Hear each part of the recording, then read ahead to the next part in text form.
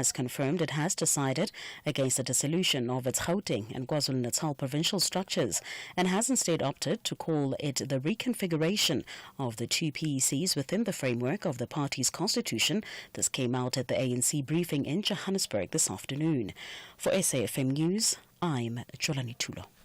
And coming up in your sports this hour, SA Women's Under-19 team continue with winning ways at the T20 World Cup, the Under-19 T20 World Cup, and second place no matter for Sundowns in the CAF Champions League. More details at 3:30.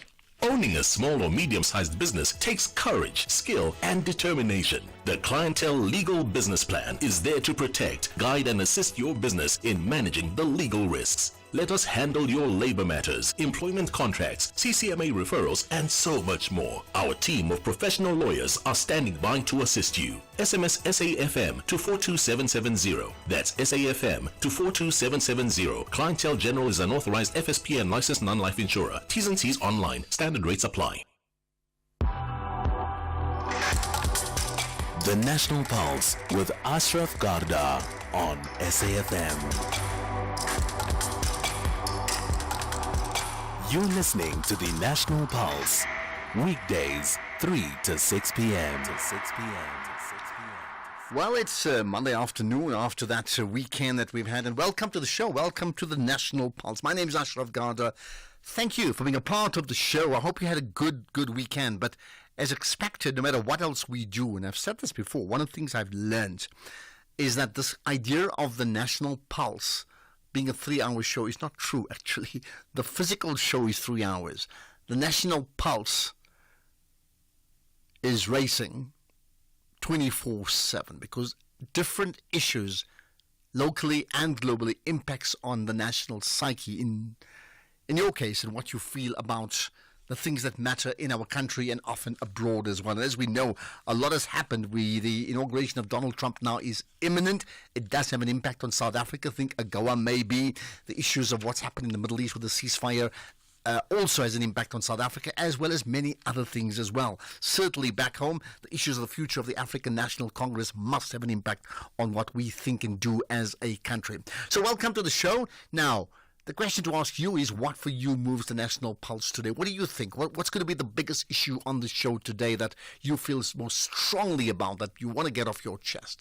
086 000 2032, WhatsApp, text or voice notes, 0614 104 107. Hey, quick question to you. If you're one of those parents who have celebrated the fact that your son or daughter passed matric with great results and obviously a bachelor's pass so you can get into university, are you registered to get into university, or did you find that getting the marks is just one step? There's no guarantee. In fact, the numbers mitigate against you. It is so difficult to get into universities. We'll talk about that with Padi Lahotla as well later on. But I wonder what you think about that, whether you've actually succeeded in getting your son or daughter placed at a university of your choice, or whichever university, in fact.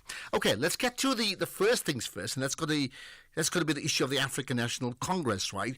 So there's been so much talk about two key regions within the ANC, which is the regions of Gauteng and KZN, and maybe unsurprisingly so, because both of them, to a degree, took a battering of sorts in the last election we've had. So there's been conversations about their leadership and where there's a rethink about things. Now, what I understand has come through. There was a press conference earlier today, and the ANC now confirming that they've decided to reconfigure its Gauteng and KwaZulu-Natal provincial executive committees. So that's the key word, dissolution and then reconfigure. Let's find out what that really means with Mahlengu Bhengu Motsiri, the ANC's national spokesperson. Appreciate you giving off your time. You're now live on the National Pulse.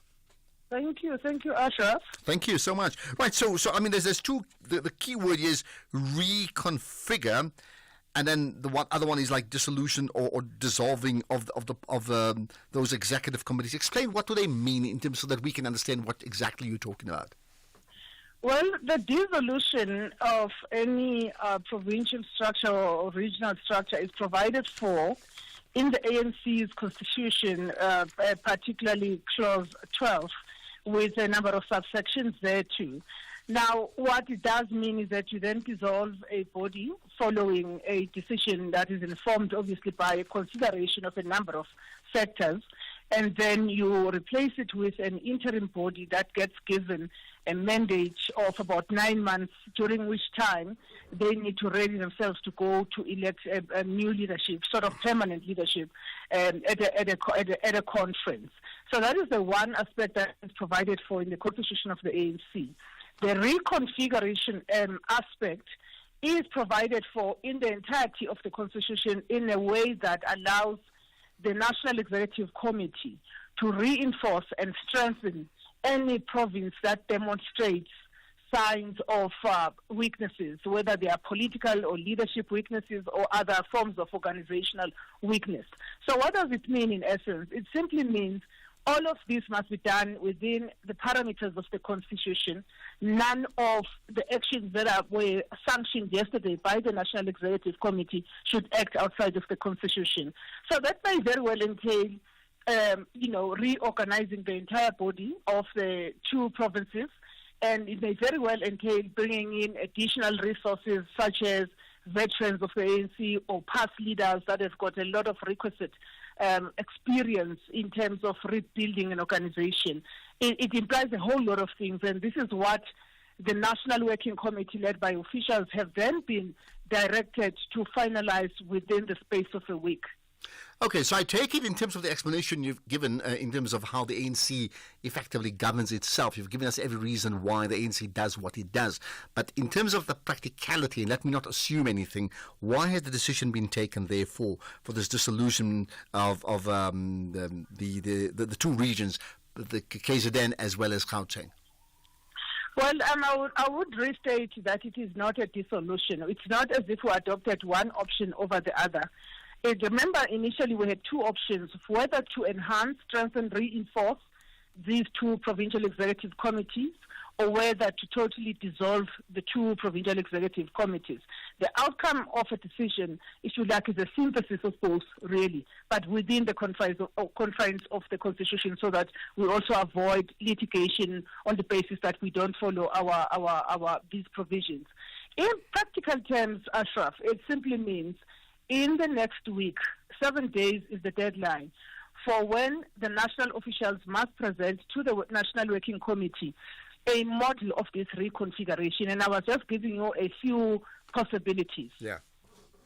Okay, I understand that, but what is very clear, therefore, whichever words we use, and I understand the language if you've spoken about, that there is dissatisfaction, understandably so, within the ANC regarding the outcomes of those two provinces in the last election, and therefore, like in football terms, there needs to be a rethink of strategy in those provinces, and that's why we're having this conversation, isn't it? Absolutely. Rethink of political strategy, rethink of how we strengthen governance, maybe even taking governance to a better level, and rethink in terms of how we rebuild the organization from the ground up, and also rethink in terms of how we exercise leadership, the function of leadership, and the type of leadership, and the way the leadership should deport among South Africans and among the residents and the citizens of these two provinces.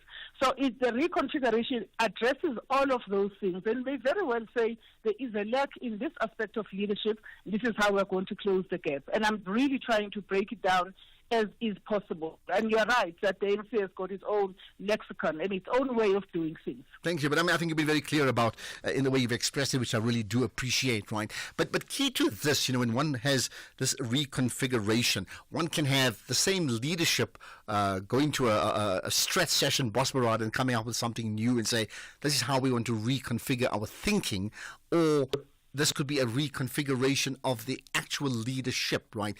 So do I take it that it's actually both? Because I think it's important that we understand that. It certainly is both. That is why I spoke also about the function of leadership. Right. Part of the determination in the report that is now public, that was contained in our statement, was an agreement and not disputing, no rebuttal of the National Working Committee report read out by the Secretary General that said there are serious weaknesses in these two provinces. Okay, so what's the process then that would take place between now and let's call it reconfiguration day? What happens next?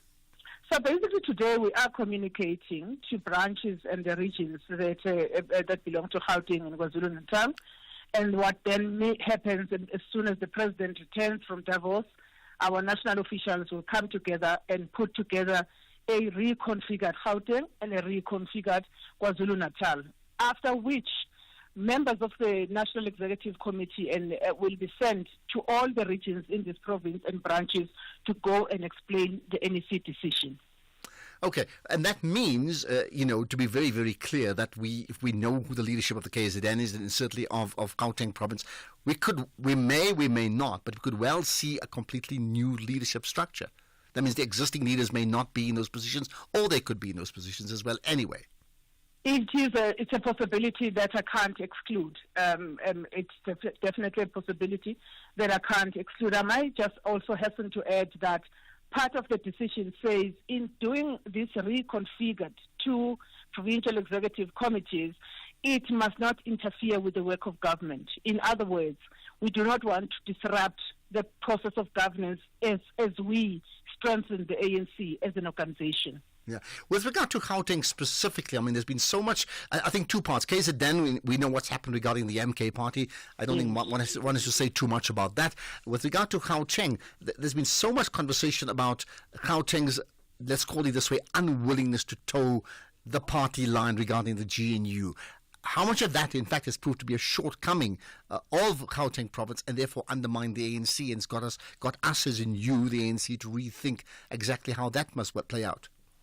Well, it is one of the elements that were put forward by participants of the National Executive Committee, and a meeting that was quite robust and very frank. And this is one of the matters that was ventilated upon the need to demonstrate to the people of Gauteng and the people of South Africa, members of the ANC and supporters in particular, that the Gauteng province marches in step with the rest of the ANC nationally. Okay, which is an important point you bring up, the Gauteng province marches in step, because I found, even at the time of the coalition talks and then what was decided, that from a pure practical point of view, you're looking for trouble when you find that different provinces actually have this agency to do whatever out of step with national. It must cause friction, and clearly it has. Yes, no, absolutely. I can't even overstress the fact that the National Executive Committee said going forward, there can be no indication, whether spoken or acted upon, that any of our bodies do things that are not inspired by a national position. And of course, our comrades in Gauteng presented their perspective on that same matter, indicated what they indicated to the National Executive Committee, but this is a matter that has been stressed quite strongly and will be taken into account in as far as this reconfigured leadership of the province is concerned. Okay, just the last thing then, what has been the response from the leadership of both, the ANC leadership of both KZN as well as Gauteng? Keeping in mind, in particular, Gauteng, the ANC effectively still is the majority party with the most votes, and therefore the Premier is from Gauteng. How have they responded to what has been decided? Well, they're both, provincial chairpersons and secretaries were part of the meeting. In fact, we broke with what is generally convention, which is to recuse people that are there, or recuse provinces, not people that are under discussion.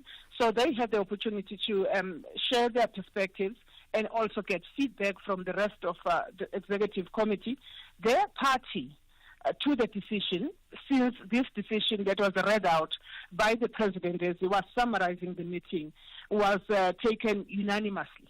So indeed, they are joined to that decision, and everyone is expected, of course, to act in accordance with this decision and the directives that will come from our national officials within 7 days. Okay, perfect.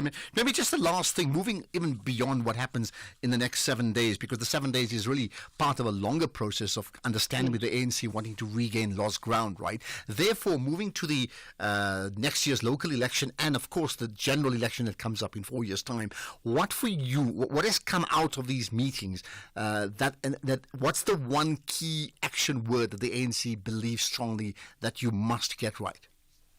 We need to get right service delivery. I mean, this has been said ad infinitum.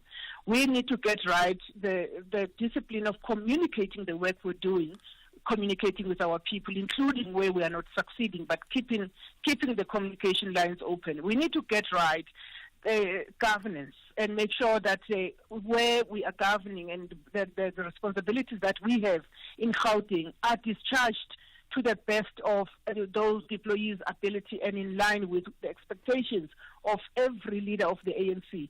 It must be done in such a way that we are not found to have leaders that are implicated and are charged and convicted of acts of fraud and corruption. I'm giving that as a specific example.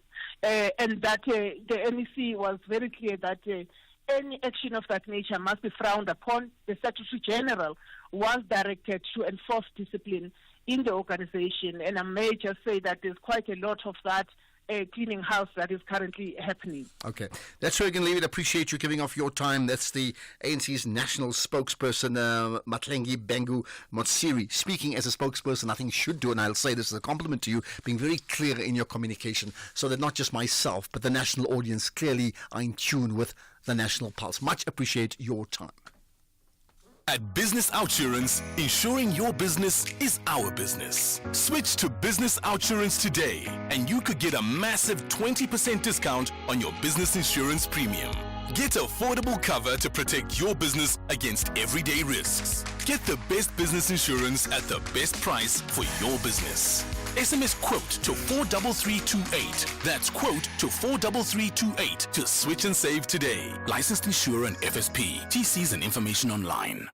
So why should I use We Buy Cars if I want to sell my vehicle? Because We Buy Cars buys cars. But will I get the right price? Of course, We Buy Cars buys thousands of vehicles and knows exactly what every vehicle is worth. Their buyers deliver exceptional service and pay you immediately. And how do I know what they'll pay for my vehicle? It's easy. Visit webuycars.co.za or use the We Buy Cars app. Follow the simple steps and voila, you'll get a fantastic price for your car. We Buy Cars. Quick, easy, the best. The National Pulse with Ashraf Garda. Weekdays, 3 to 6 p.m. Right, I'm sure you have your own thoughts about all of that. I think what a fascinating conversation in terms of where the ANC is headed. Very, very clear, by the way, no sidestepping the issue in terms of the problems they have. And I mean, the topmost service delivery, discipline, governance for the African National Congress. Right. What about you? Do you have a thought on that? 086 000 2032. That's the call in. You can also tweet it out on the X platform. Just tag SAFM Radio. Do tag me. And that's Ashraf Garda. Use the hashtag The National Pulse. And then the other options, if you're WhatsApping, text or voice note for 0614 104 107. Right. We should be talking to Dr. Gershon Baskin, who's a former Israeli hostage negotiator. What we'll do is we're just struggling to connect with him. I think that can be understandable. So what we'll do is let's just move ahead and just juggle things around. And let's talk about what's happened in terms of reflection statistically regarding South Africa's really accident rate, death rate on the roads over the festive season. Carol Smith is with us, the founder director of South Africans Against Drunk Driving. Carol, appreciate your time. You're live on the National Pulse.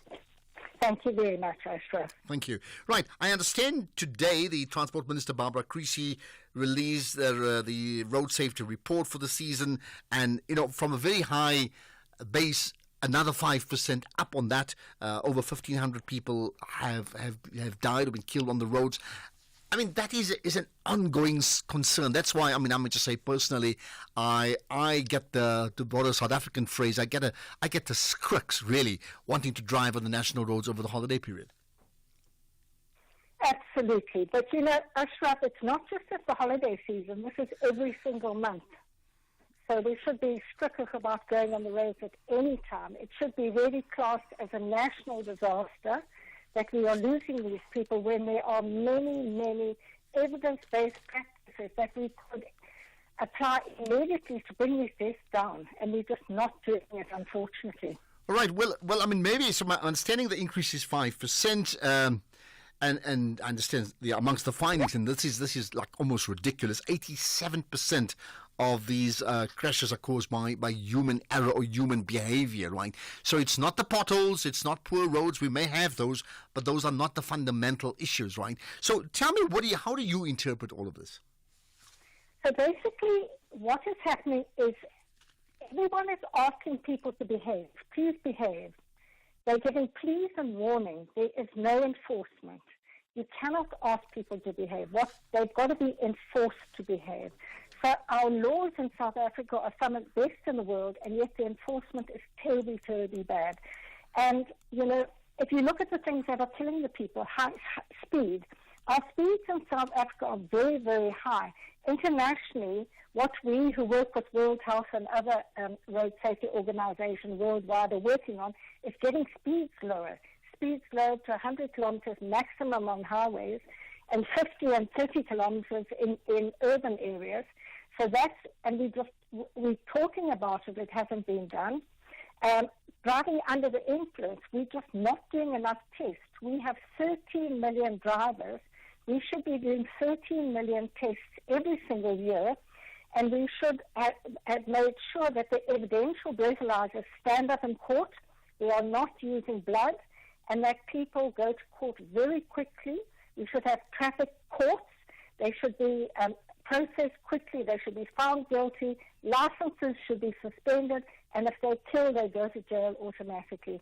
We're just not following what is evidence-based in the world. And you're saying what is evidence-based is what happens in the world, and you say it does work around the world.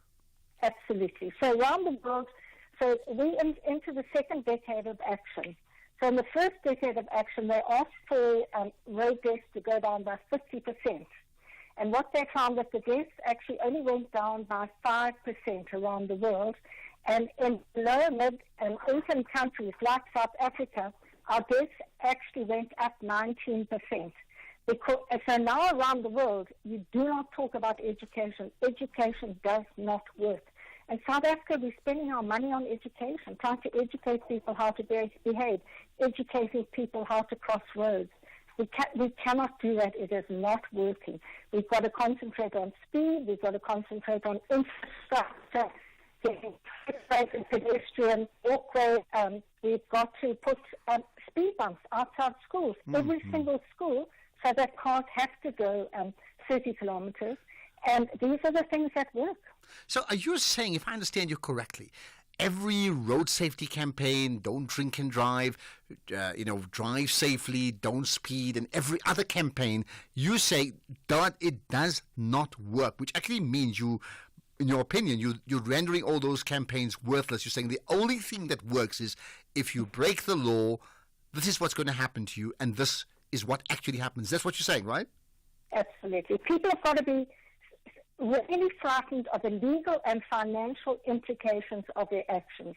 They have to know, if you're going to go out, if you're driving after you, the chance of you being tested is very high. If you are then tested, the chance of you being convicted is very high.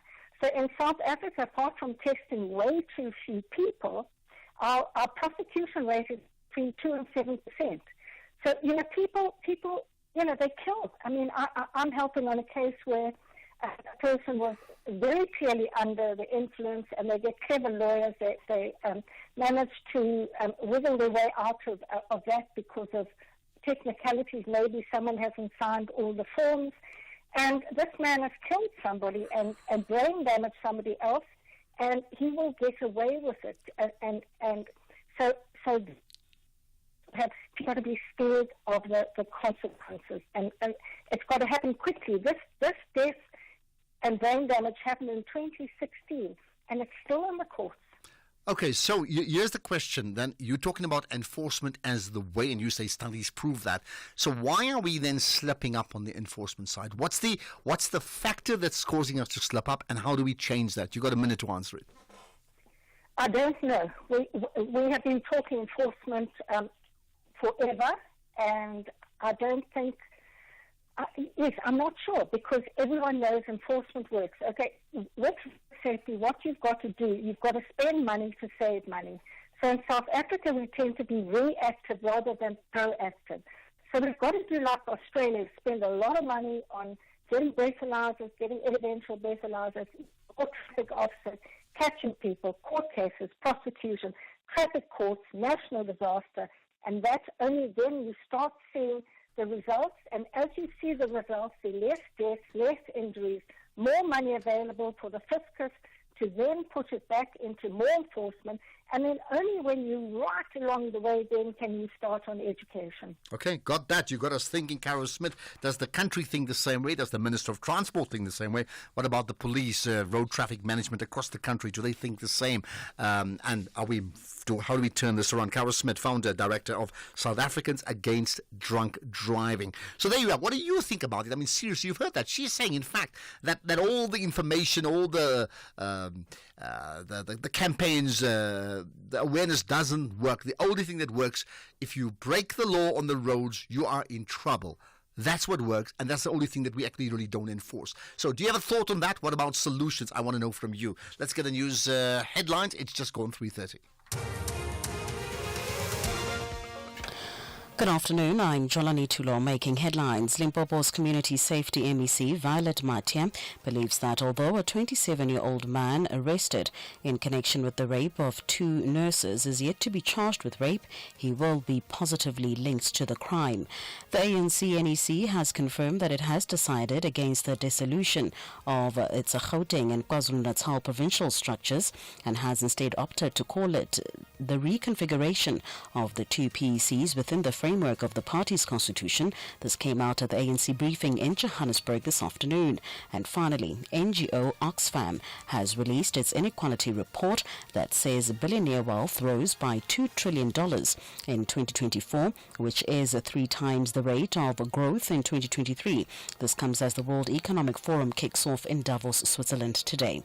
I will have details on these and other stories at 4 o'clock. SAFM, guiding you through the rush hour traffic. Good afternoon. Starting off in Gauteng, the N3 northbound in Bedfordview is slow-moving on the ramp to the N12 east at Gilulis interchange. The N1 northbound in Veldvreden Park has a crash reported, as well as a spillage incident just before 14th Avenue exit, and the N1 southbound in Pretoria queuing towards the R21 highway. In KZN, the N2 southbound has a stationary vehicle just before Spaghetti Junction, and Umgeni Road westbound is slow-moving through Springfield Park. In Cape Town, Batencroft Street outbound, slow moving towards the elevated freeway, and Victoria Road outbound, slow moving through Woodstock. With your traffic update, I'm Irma G. This is SAFM Sports with Tuming Khapele. I tell you what, I've been following the cricket, and I'm talking under-19 cricket. Tell me more about it. Well, great news. A very good afternoon to you. The SA Women's Under-19 thrashed Samoa by 10 wickets to continue with winning ways at the ICC Under-19 T20 World Cup today. Chasing 17 to win, openers Gemma Buerta and Simone Lawrence chased the target in only 10 balls, and it was the lowest innings total in Under-19 T20 World Cup history. So, South Africa top Group C and will play their final group game against Nigeria on Wednesday at 8:30 in the morning. Meanwhile, Gerald Coetzee has been ruled out of the remainder of the SA20 with a hamstring injury. Coetzee played in the Joburg Super Kings opener against Durban Super Giants last week, but subsequently missed the next match against Pretoria Capitals and the El Clasico against MI Cape Town at Newlands. While no replacement for Nortje in the 50-man squad was named, Coetzee appeared to most likely be the candidate, but now he too is in a race against time to be fit to be considered for selection. And Cricket South Africa, though, said that Coetzee remains in contention for selection for the Champions Trophy. Moving on to football, Mamelodi Sundowns Miguel Cardoso says that they were not concerned about finishing second in the African Champions League group, even after the club were only 5 minutes away from top place in Group B. Sundowns were held to a 1-1 draw at home, which was enough to see them qualify for the quarterfinals, but denied them top place. And Cardoso has sent a warning to any opponent that undermines Sundowns in the last 8. Anyone that they doesn't take Sundowns or any other team on these next rounds seriously will pass a bad time for sure. So it's on us or on any other one. All teams are strong. Yesterday we were discussing between ourselves who on the table is not strong from the teams that passed. Who?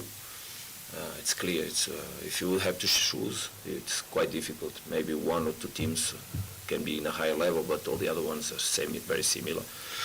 And each of them with their own details. And if you would tell me just choose one to play against, there will be a group of them that could be on the pot. What I think is that Sundowns is doing well. Sundowns is growing. Sundowns is strong, as we proved today. We made a wonderful first half. We played a tough game in Maniema where no one won, and we won. We played Raja home and we won. We went in Raja away and we didn't win, but we had, as you know, we were drawing. We just had to play second half completely with -1 player. So since I arrived here, I think things are going well, and from the past I have nothing to do with it.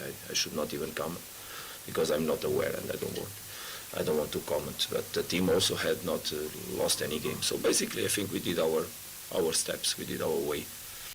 Elsewhere, Real Madrid President Florentino Perez was re-elected with a mandate until 2029 after running for the position unopposed. Madrid announced the news after a 4-1 thrashing of La Palmas that helped them move top of La Liga. Perez has now faced has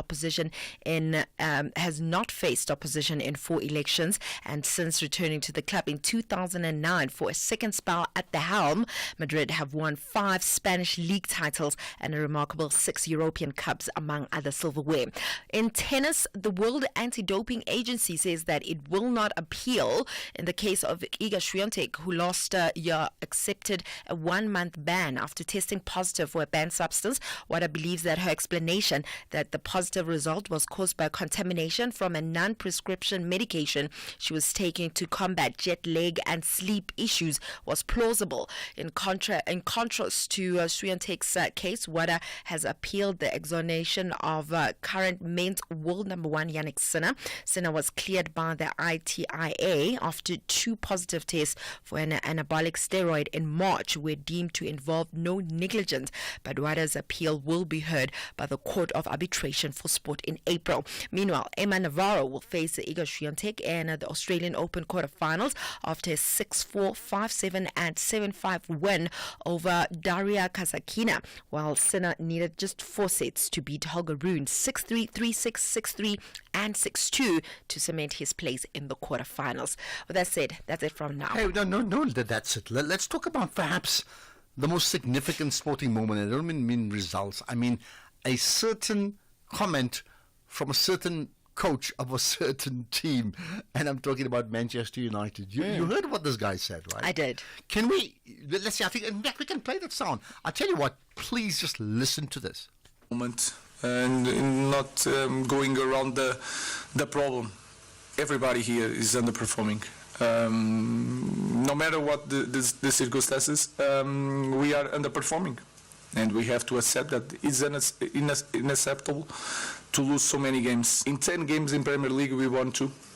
I know that. Imagine what is this for a fan of Manchester United. Imagine what is this for me. So we are getting a new coach that is losing more than the last coach. I have full knowledge of that.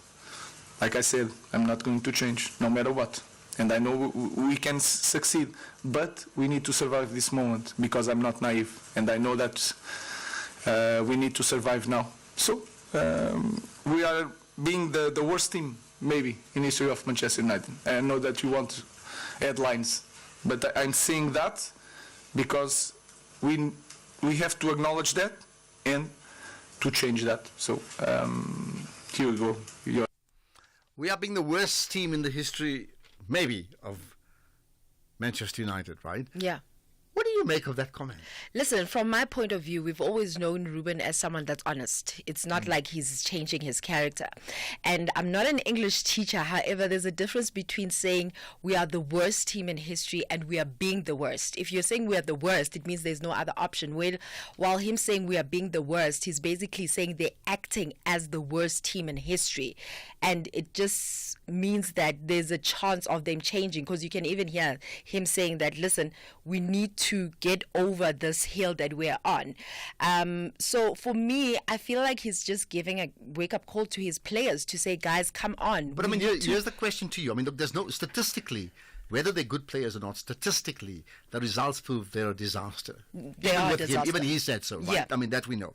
The bigger question I want to ask you is like, have you ever known of a sporting coach, cricket, rugby, soccer, athletics, whatever, who's actually been as damning about his team, whether they're saying we are the worst or we are being the worst? Have you ever known anybody say that publicly? There are coaches that have said it publicly. I'm just trying to think off the top of my head, but I feel like he's not actually being negative.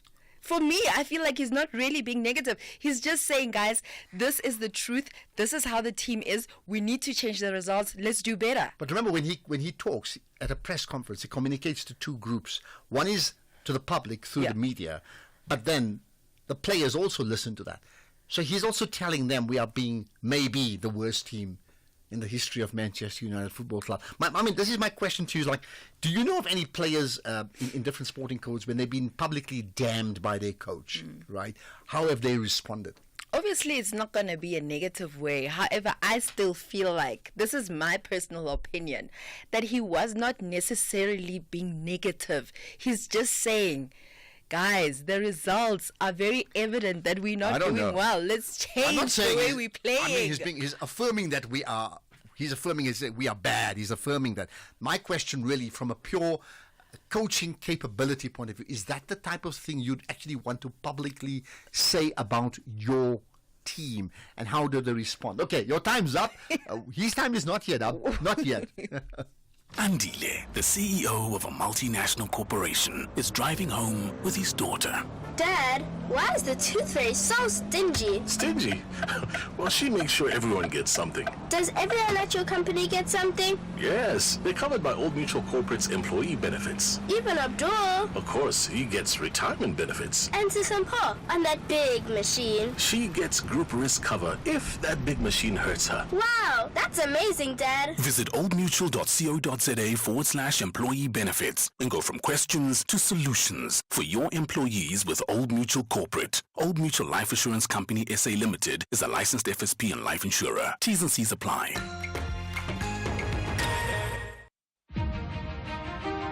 The SAFM Playwriting Competition is closing on the 3rd of February 2025. Explore the theatre of the mind and write your 60-minute radio drama play and email it before 5 p.m. on the 3rd of February 2025. Late submissions will not be accepted. For further information about the competition, visit safm.co.za or send an email to drama@safm.co.za. SAFM, leading the conversations that move us. You are listening to the National Pulse with Ashraf Garda. Right, we're going to get to your calls in a moment. You know, as we've mentioned the other day, there's slight tweaking. So from 10 to the hour every day nowadays, we have audience engagement right through. 10 to 4, 10 to 5, 10 to 6. And listen out for that. I will give you some quick comments, by the way. Ashraf, we are too lenient. We must tighten up our screws. I think road accidents are the highest in the world. In South Africa, it comes from Buyi, right? And another one, Ashraf, look, the decision to reconfigure the ANC in Gauteng and KZN is a good thing, as it is clear that both leaderships are not good enough, as they believe in populist thinking than following the guidelines of the ANC and making sure that service delivery is put ahead of personal ambitions. And I'm saying this because Panyaza and Ntolo have shown their lack of understanding of ANC renewal trajectory, and the decision will go a long way. Comes from TG. More calls, more thoughts, more tweets. If you're up for all of that, we'll pick that up in a moment. Let's get to another big issue. And that's one of the biggest issues over the last few days, right? The issue of the ceasefire and the implications of that. And I'm talking specifically between Israel and Hamas in particular in the Gaza region, the Gaza Strip, right? So let's talk about that. And the former Israeli hostage negotiator is Dr. Gershon Baskin. So he's a former hostage negotiator. Well, he talks to us about the deal, what it means, and maybe some of the big takeouts, and perhaps whether, a question I put forward to George Galloway the other day, is whether we actually can attain a lasting peace or not, right? Dr. Gershon Baskin is the Middle East Director of the International Communities Organization. Appreciate your time, Dr. Baskin. Thanks for connecting on the National Pulse. My pleasure. Thank you. Thank you. So this is interesting. I mean, of course, we all have our own opinions about what's happened over the last few days. But as a former negotiator, hostage negotiator, you would have a very different perspective from a unique insight, right? What have you taken out of the last few days? Well, for one, the deal that was negotiated and agreed to by Israel and Hamas has been on the table since May, and yet it wasn't agreed on until a few days ago.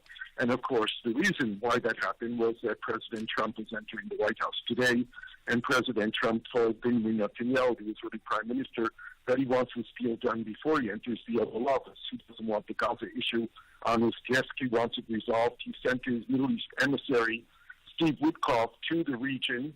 Steve Woodcock is an American Jewish businessman in the real estate field, just like Donald Trump.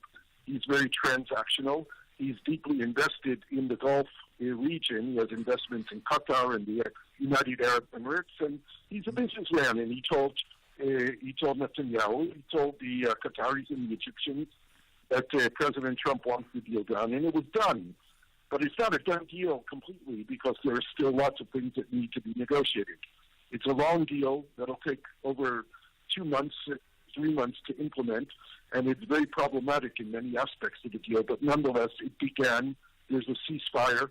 The first Israeli hostages were released, 3 were in yesterday, and the first group of Palestinian prisoners were also released. What did you find problematic about this deal?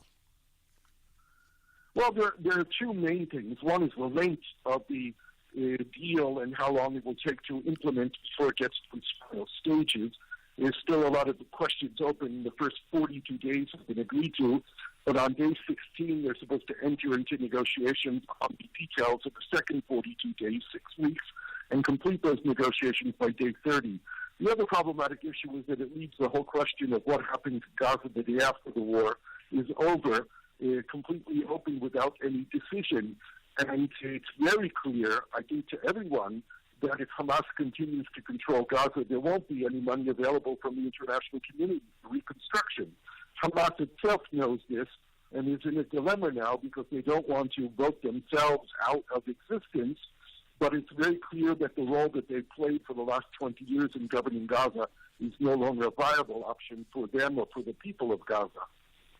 Well, you know, it's so if it's as you said, it's a rather complicated deal, and lots of questions asked. Why then do you think the 2 parties, and I'm talking about Israel on the one hand and Hamas on the other, why do you think they then agreed to this? Well, for one, Netanyahu wasn't interested in ending the war. His own political survival is based on prolonging the war as long as possible, because the public is pretty much determined that he should no longer govern Israel. But yet we don't have a way in our system to really get him out. There will be much louder calls for new elections once the war is over.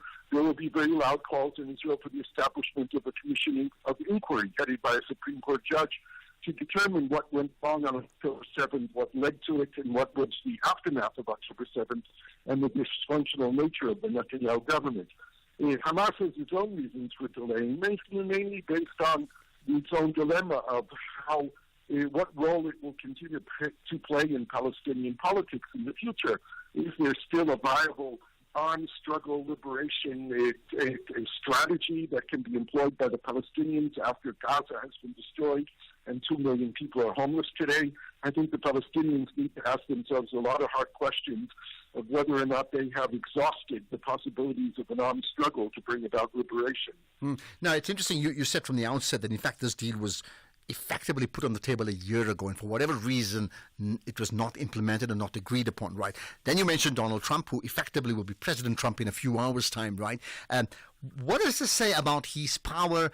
I don't even know if I can use the word persuasion, of his power of saying, get this done or else. Right, well, and, we saw how Netanyahu didn't take President Biden seriously. Biden made threats and never carried through on those threats. And Netanyahu, whose main friends and affiliation is with the Republican Party, whenever there was a Democratic administration in Washington, Netanyahu always had the ability to go behind the back of the sitting president and members of Congress in the Republican Party. With Donald Trump, he doesn't have that possibility. He doesn't have any other party to go to and complain about the U.S. president. And Trump was quite clear on election night that he's not going to make new wars. He wants to end old wars. Everyone around us tells us that Donald Trump wants to receive the Nobel Peace Prize. Now, I'm not a big fan of Donald Trump, but if he can deliver Israeli-Palestinian peace, he will deserve the Peace Prize.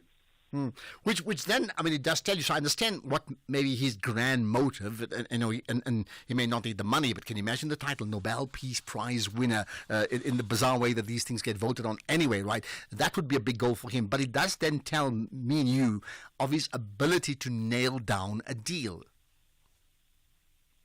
Right. Well, I think that what we're looking at is Trump was responsible for what are called the Abraham Accords, the documents of its normalization in diplomatic relations between Israel and the United Arab Emirates, Bahrain, and Morocco.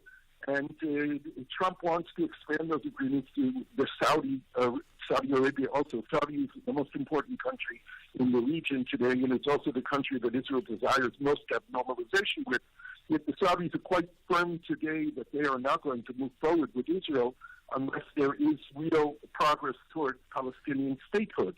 It seems that the Saudis are more committed to the Palestinian issue than ever before, and Trump is very interested in increasing American-Saudi relations and the business that can take place between the United States and Saudi Arabia. And that could also lead to Trump not agreeing to Netanyahu's hopes that the United States would join Israel in attacking Iran, but rather move the path that Saudi Arabia and the United Arab Emirates are doing now vis-a-vis Iran, looking for dialogue and understanding, a peaceful means to ensuring that Iran does not become a nuclear power, rather than attacking Iran's nuclear sites and perhaps provoking it. Okay. To make the decision to build a bomb. So let's assume, however complex it may be, that these prisoner exchanges all happen all fine, and there's a withdrawal of from Gaza of the Israeli Defense Force, and all that happens all fine, right? Then it goes back to the original question, which is the ongoing question in the Middle East. How do we attain a sense of lasting peace in that region? What do you think? Well, I'm afraid that's not going to happen until we have a change of leadership here in Israel. Here in Palestine, the current leaders, whether it be Prime Minister Netanyahu or President Abbas, who's 90 years old and in the 19th year of a 4-year term of the Hamas leadership in Gaza, none of these parties together can make peace. So we're going to need change here. I believe the change in one of those parties can be the catalyst that will bring change throughout the region and enable peace to take place. But with the current leadership, we're not going to have movement for peace. And peace has to emerge from the Israeli and Palestinian people. It can't be imposed from the outside. President Trump, if he wants, he can certainly push very hard, and that could provoke a change within the Israeli body politic. But change has to happen first. Okay, the line's getting progressively worse, so we're going to just leave it at that just in a moment. I understand the point about change of leadership, but perhaps just the last thing to you personally, if you can, in a short answer, give us an insight into what's it like being a negotiator. It's very frustrating and it's very tough. When I'm doing it officially, and I'm being asked to deliver messages and to receive messages, that's a completely different task than what I've been doing over the last 15 months, which has been trying to represent families of hostages to the Hamas, who at different times have listened to me and have talked to me and negotiated with me, and then got frustrated with me because I was then able to deliver on what they agreed to the Israeli side. While they presented an agreement back in September for a deal to end the war within 3 weeks and return all the Israeli hostages in exchange for Palestinian prisoners, and the Israeli side wasn't willing to listen, the American side wasn't willing to listen, and the Egyptian and Qatari mediators would only accept it if it came directly from Hamas. So it's a very frustrating task. I do, nonetheless, almost every day try to communicate their messages that would improve our lives all around here with Israelis and Palestinians. Even if I'm not listened to, I am persistent and focused on trying to create a better reality here. Okay. Tell you what, pity that the line's not that great, so we're going to have to just end it at that. But it's really a fascinating insight into what goes on in your life, and maybe the lives of negotiators with regard to hostages or prisoners as well. Dr. Gershon Baskin, appreciate you giving off your time. Fascinating conversation there. Thanks so much for that. Right. What about you? Let's get your thoughts, your calls on whatever it is you believe moves the national pulse. The National Pulse with Ashraf Garda. Weekdays, 3 to 6 p.m. All right, I always have a shout out to say, come on, you tell me what do you want to talk about. So let's get your views. Good afternoon, Ashraf. Mkwete this side. Hey, Ashraf, you know what? I adore that new elect president, Mr. Donald Trump.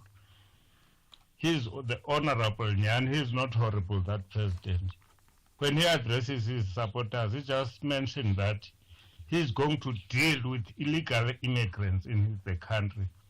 That guy loves America very much, and I praise the reasoning Americans by putting him back. But woe to South Africa. South Africa has discriminated America in many ways. And that AGOA and other things, we are going to kiss goodbyes to them. I really like that guy, Mr. Trump. Thanks, Ashraf. Mkwete here.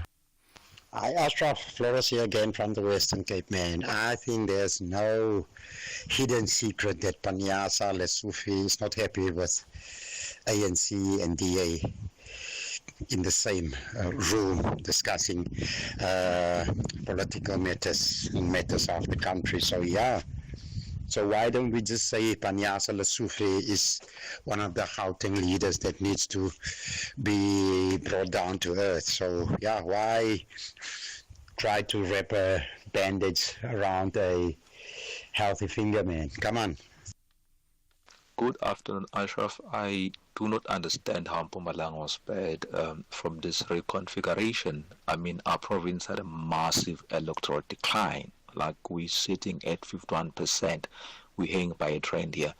Like we've got a leadership that has no capacity, none whatsoever. A leader, in fact, 51%.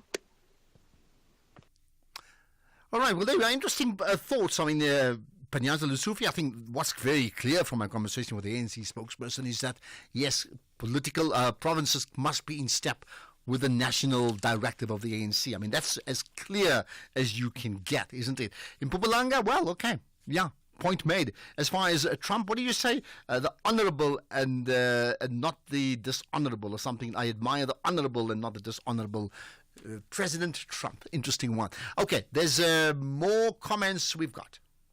Hi, Ashraf. The thing that's burdening me at the moment is that here in Makanda, we have several old age homes, retirement places, and those places have not been having water for days and weeks on end, and also very often they go without electricity.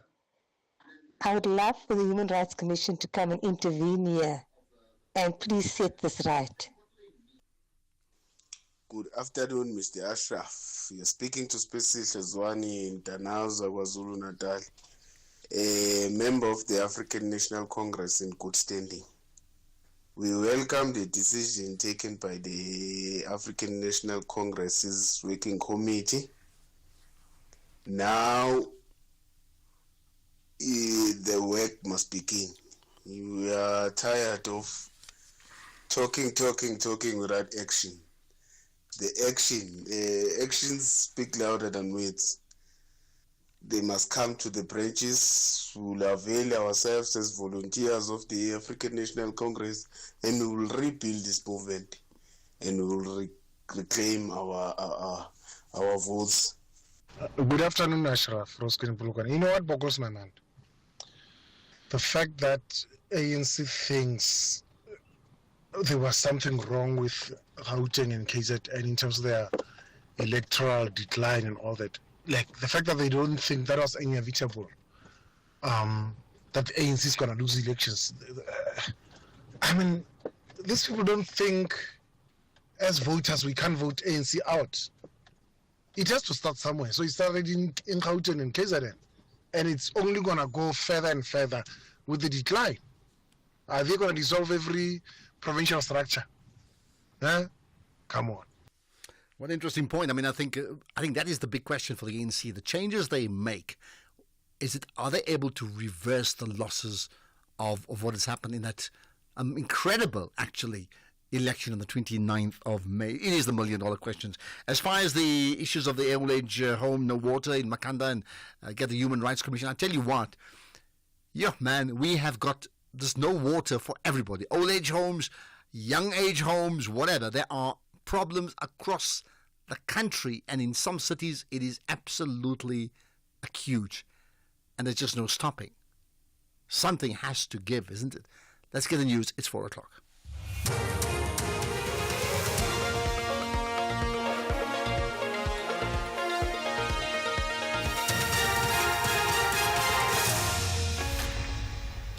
Top stories: Asawa alleged Limpopo rapist still to be charged, and ANC-NEC confirms decision against dissolution of its Gauteng and KZN provincial structures. Good afternoon, I'm Jolani Tulo. Limpopo's Community Safety MEC Violet Matye believes that although a 27-year-old man arrested in connection with the rape of 2 nurses is yet to be charged with rape, he will be positively linked to the crime. The accused has made a brief appearance after being charged with alleged illegal possession of a firearm and illegal possession of ammunition. Police are yet to conduct an identity parade. The man is suspected of abducting and raping the 2 nurses at Gachweni Clinic near Leboahomo over a week ago. The ANC Women's League's Regional Task Team Coordinator in the Fezile Dabi region in the Free State, Sylvia Mufumani, says they are totally against the abuse of women and children. Mufumani was speaking after a 40-year-old man allegedly raped a 16-year-old boy. The suspect was arrested on the 7th of January following an investigation by the Mafube Police Family Violence, Child Protection and Sexual Offences Unit. The accused has been remanded in custody and will be back in court in 14 days' time for bail application. Mufumane elaborates. As a Women's League, we are here today to support the family of 16-year-old boy who was raped by his male farmer. So as a Women's League, we say no to abuse of children and women. And we also request the community of Namahadi, Mafube and Frankfurt to support us on the 5th of February when the accused will be appearing for bail. So as a Women's League, we say no to bail. The accused must not grant the bail. The Transnet Pelo Pepper Health Train has commenced with its 31 annual visit across the country in Alisdale in the Eastern Cape. The train provides services such as cancer screening, dental care and an eye clinic. The train is stationed in one rural area for 2 weeks, offering services free of charge. Transnet train manager Beki Mendlula. Our country have got a history of such services being made available in urban areas as compared to the rural areas. Yes, we've seen clinics being built in communities and people having access to those clinics. But there is still huge backlogs in things like eye care services. You find that people do get tested, but they still can't have their spectacles dispensed to them, maybe say on the same day. They still have to wait. The ANC-NEC has confirmed that it has decided against the dissolution of its Gauteng and KwaZulu-Natal provincial structures and has instead opted to call it the reconfiguration of the 2 PECs within the framework of the party's constitution. This came out at the ANC briefing in Johannesburg this afternoon. Both the ANC's KZN and Gauteng areas performed badly in the 2024 elections, getting 17% and 35% of the vote respectively. Party Secretary General Fikile Mbalula says the reconfiguration of the 2 provinces will focus mainly on unity and renewal of the ANC. The NEC agreed that not taking an action was not an option. There were extensive discussions on the issue of the dissolution of the PECs or how best they can be strengthened. The NEC agreed that the overriding objective is how the ANC can be strengthened and rebuilt in the 2 provinces. and strengthening the ANC, the NEC agreed that reconfiguring the leadership in both provinces in terms of the framework of our constitution. The national officials must bring a proposal on the reconfiguration of leadership of KZN and Gauteng to the NWC within a week. And finally, NGO Oxfam has released its inequality report that says billionaire wealth rose by $2 trillion in 2024, which is 3 times the rate of growth in 2023. This comes as the World Economic Forum kicks off in Davos, Switzerland today.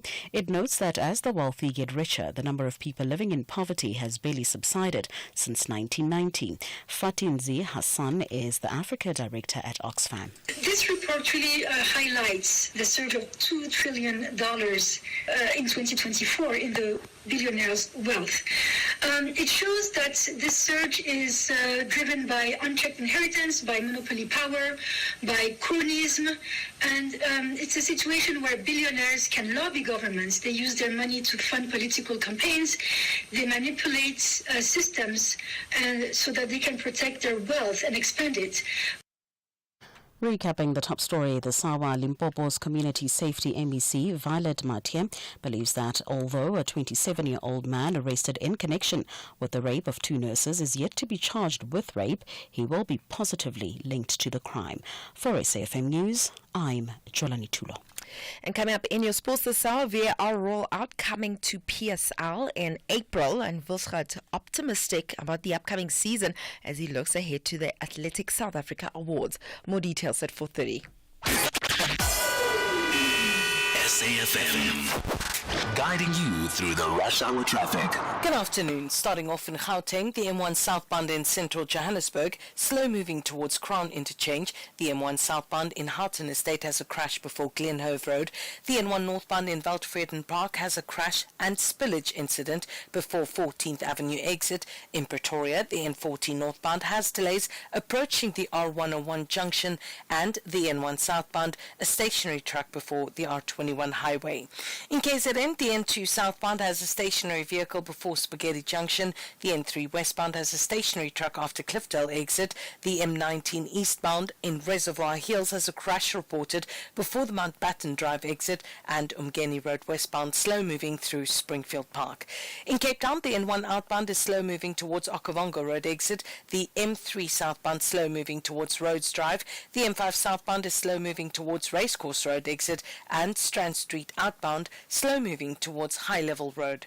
With your traffic update, I'm Irma G. If you think you cannot afford a lawyer, think again. Clientele Legal has made professional legal services affordable for you. Whether it's a civil, criminal, or labor-related matter, we have a nationwide panel of attorneys standing by to assist you. SMS SAFM to 32195. That's SAFM to 32195, and we'll call you back. Clientele General is a licensed non-life insurer and an authorized FSP. Standard rates and terms and conditions apply. The National Pulse with Ashraf Garda on SAFM. You're listening to the National Pulse. Weekdays, 3 to 6 p.m. I'll tell you what, you don't want to miss the next half an hour, 45 minutes of the show. First of all, some tweaks that we've done in terms of the format. So nowadays, every day around 10 to the hour, we have a specific slot for audience engagement, whether it's your calls or WhatsApps. We will take it around that time every single day, right? But who are we going to talk to before that? We'll chat to Paddy Dahotla about his thoughts about not just the matric results, but what happens after that. And I think he quotes a piece extensively, quotes Prof. Mapoketi Pakeng as well. So we'll chat to him about that. Before that, we will also chat to Max Blumenthal. He's the editor of Grey Zone in the USA. You may know if you've actually been following US politics in the last few days. He was at the presser where he spoke to Anthony Blinken and made lots of comments about like this deal. Why has this deal, the ceasefire, not happened in May? And he was very, very clear about pushing his line around that. So we'll talk to him about some of the thoughts of the last, going into effectively the legacy of Joe Biden and other things as well. And we will talk about a very, very topical issue regarding Stilfontein Mine and some issues around Zamazamas, but that comes up in a moment. However, some of your comments. the ANC could be drunk, but I don't think that they're drunk to alienate the whole of Tembisa and alienate the whole of Alexandra. They have a president who also must take accountability. If they need to configure because of electoral decline, they must configure the president as well. He was in charge. He's still in charge. Thanks, Spongy here. Hi, Ashraf. Errol here from Durban. You know, the last time Trump was president of the United States, he's quoted as saying that America is not going to supply aid to African countries anymore because most of the top leaders are corrupt. And he reckons that most of the aid goes into the back pockets of a lot of these leaders and their associates. So yeah, let's just see what plays out this time. It doesn't look like any hope for Africa. But you know, we never know what will happen. Errol, Durban. Well, absolutely, we never know. Thanks for that, for those calls on the ANC and Donald Trump. X at SAFM Radio and at Ashraf Garda.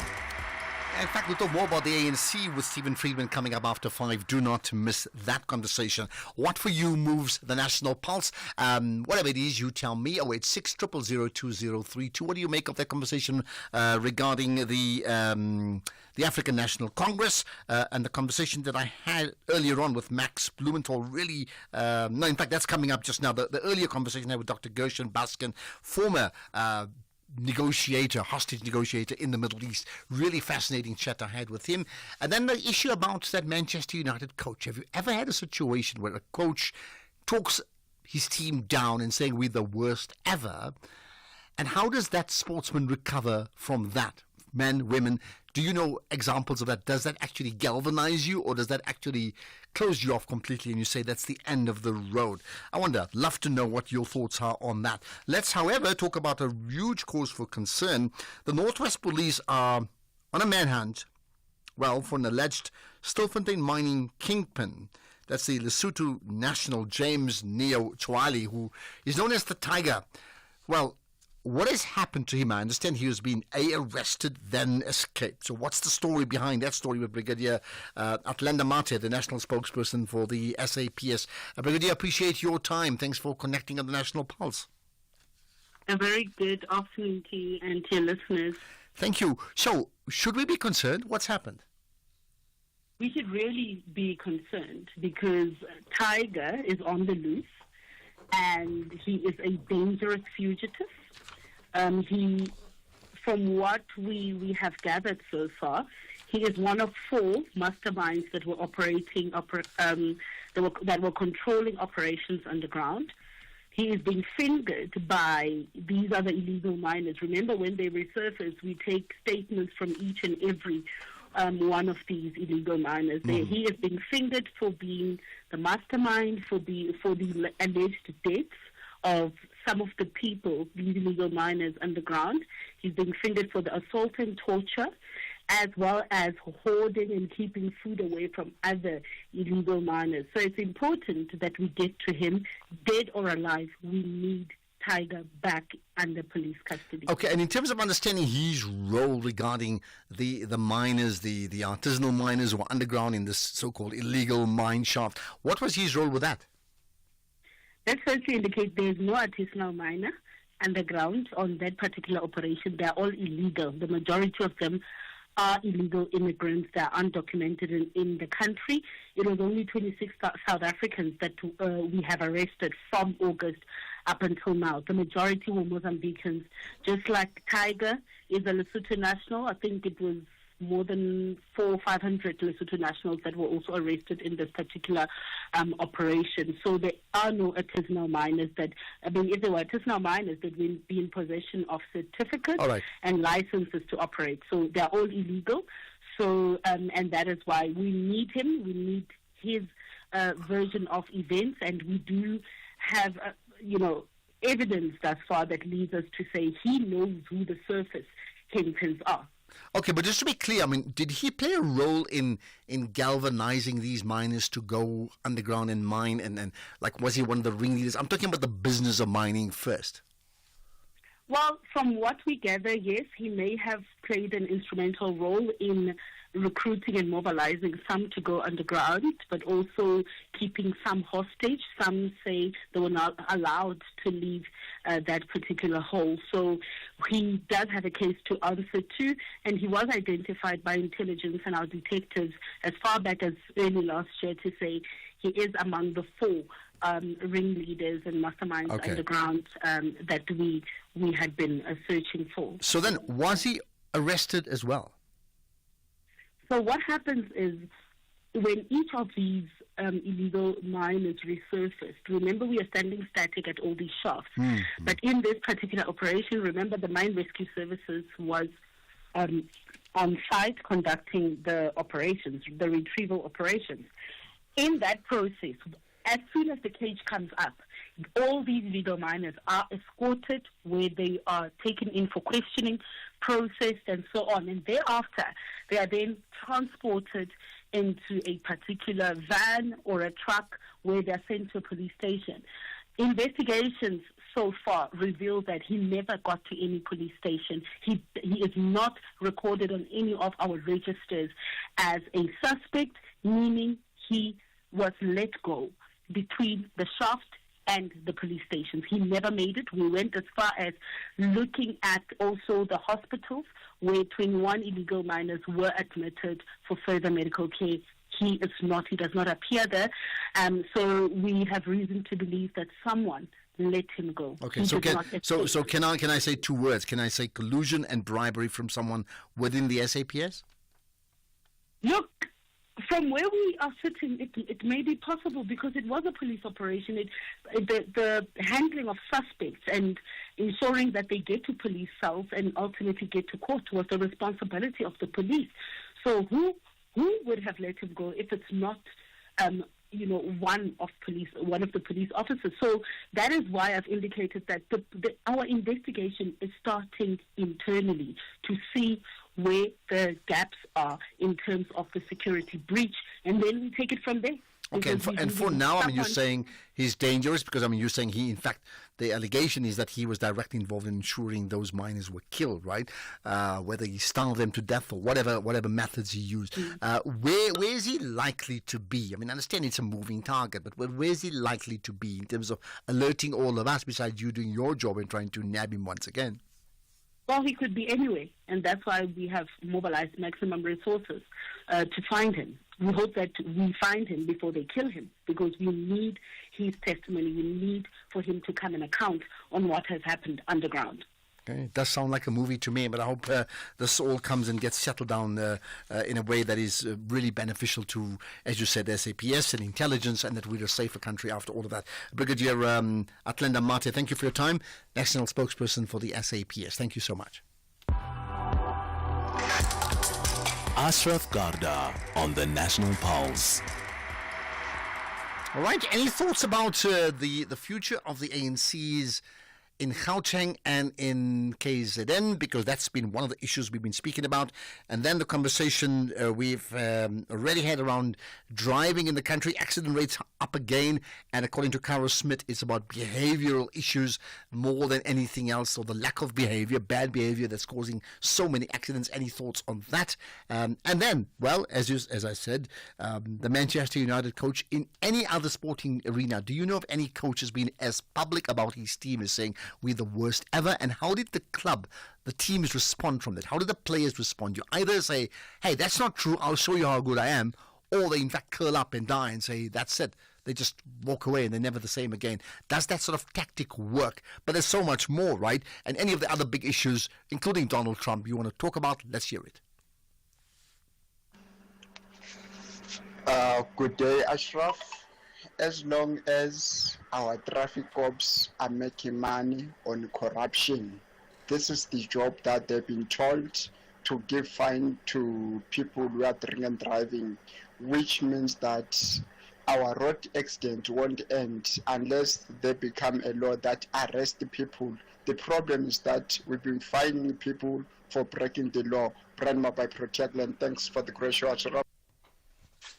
Afternoon, Ashraf. Why are those police man who took that Zamazama called Tiger still at work, and Tiger is missing. No police station, no hospital.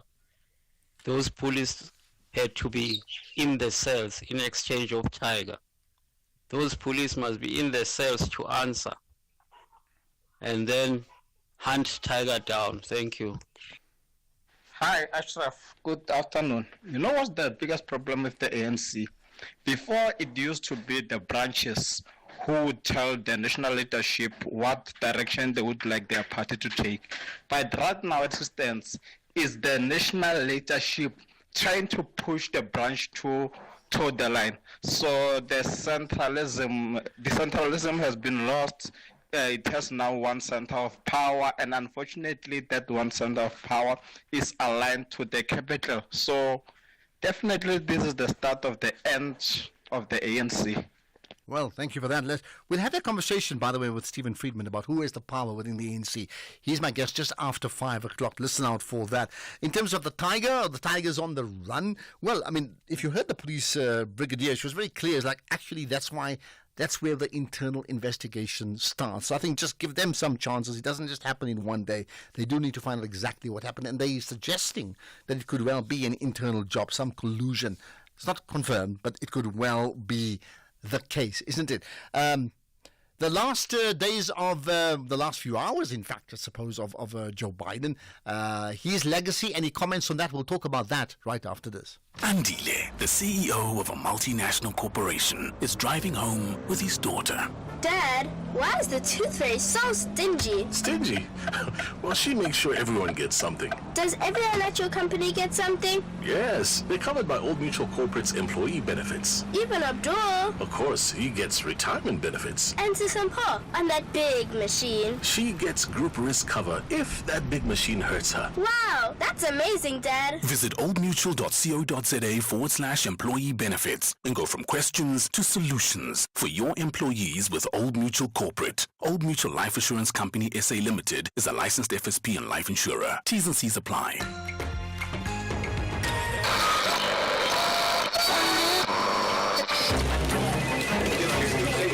Amidst misinformation and disinformation, where can we find reliable news?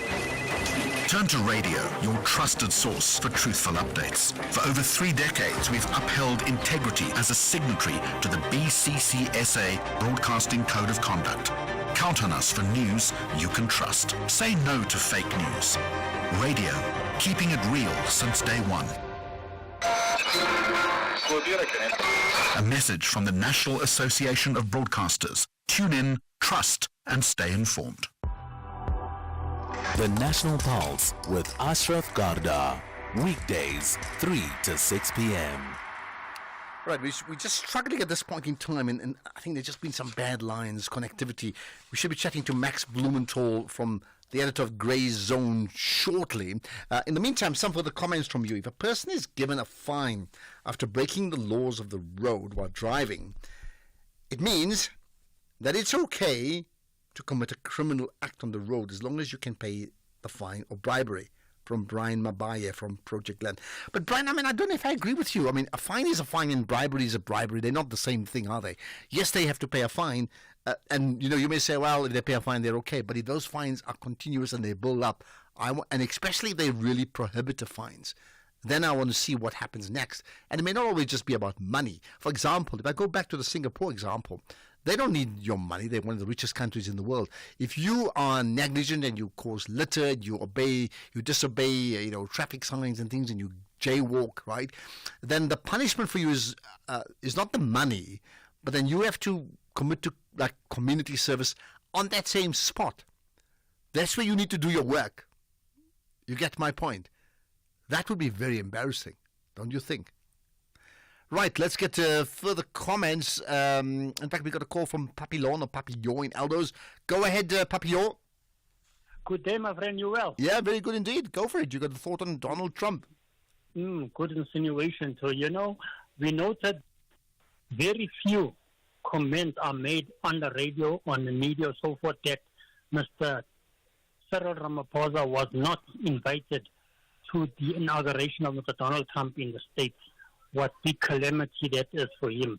But then he's not worried because he will run to China or maybe to Rusland, for his condolences and so forth. But let me interject you, because I think it's an important correction that must be made. So the insinuation is that he was not invited, therefore he was snubbed. That's the insinuation, Papillon or Papillon.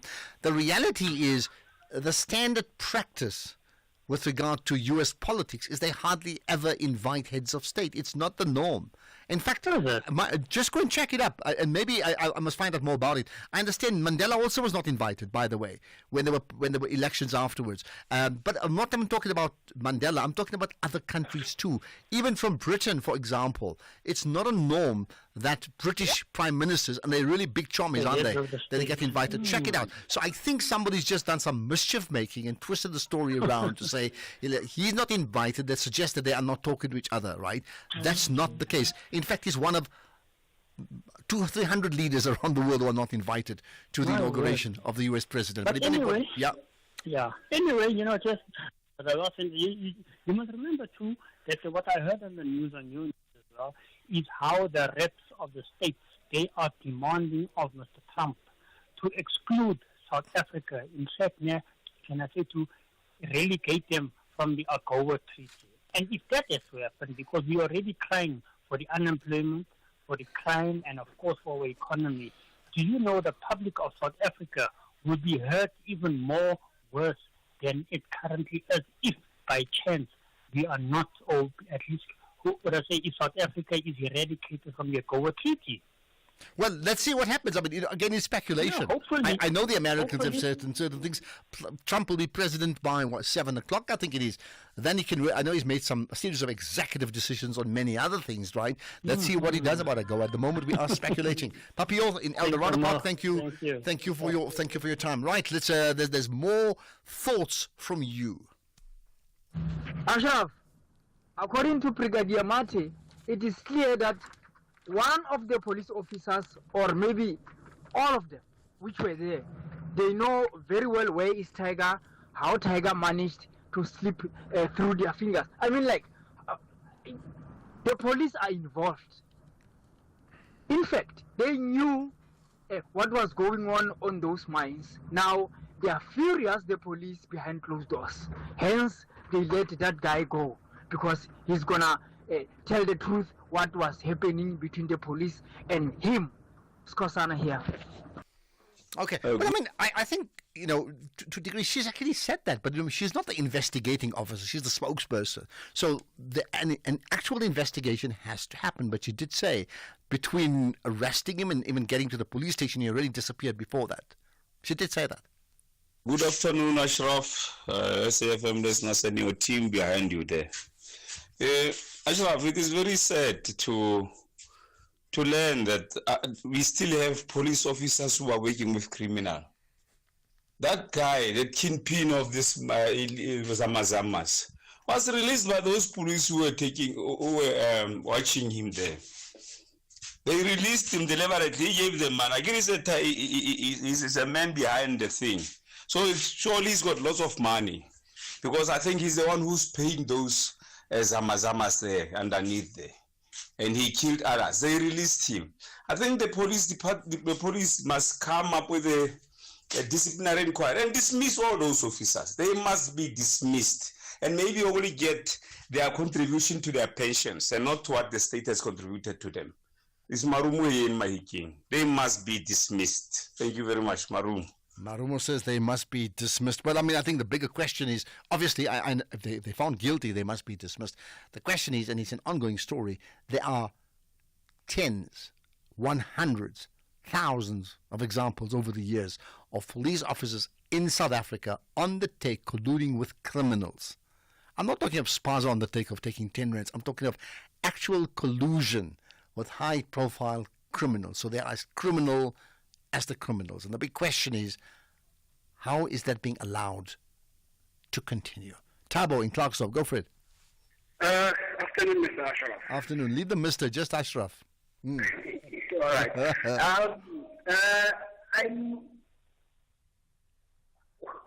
The moment that I'm very much anticipating, and that is to see with the Trump administration that is incoming right now, then Yeah. how is SA going to relate in terms of, I understand the position that Trump has been stating, especially when it comes to foreign policy.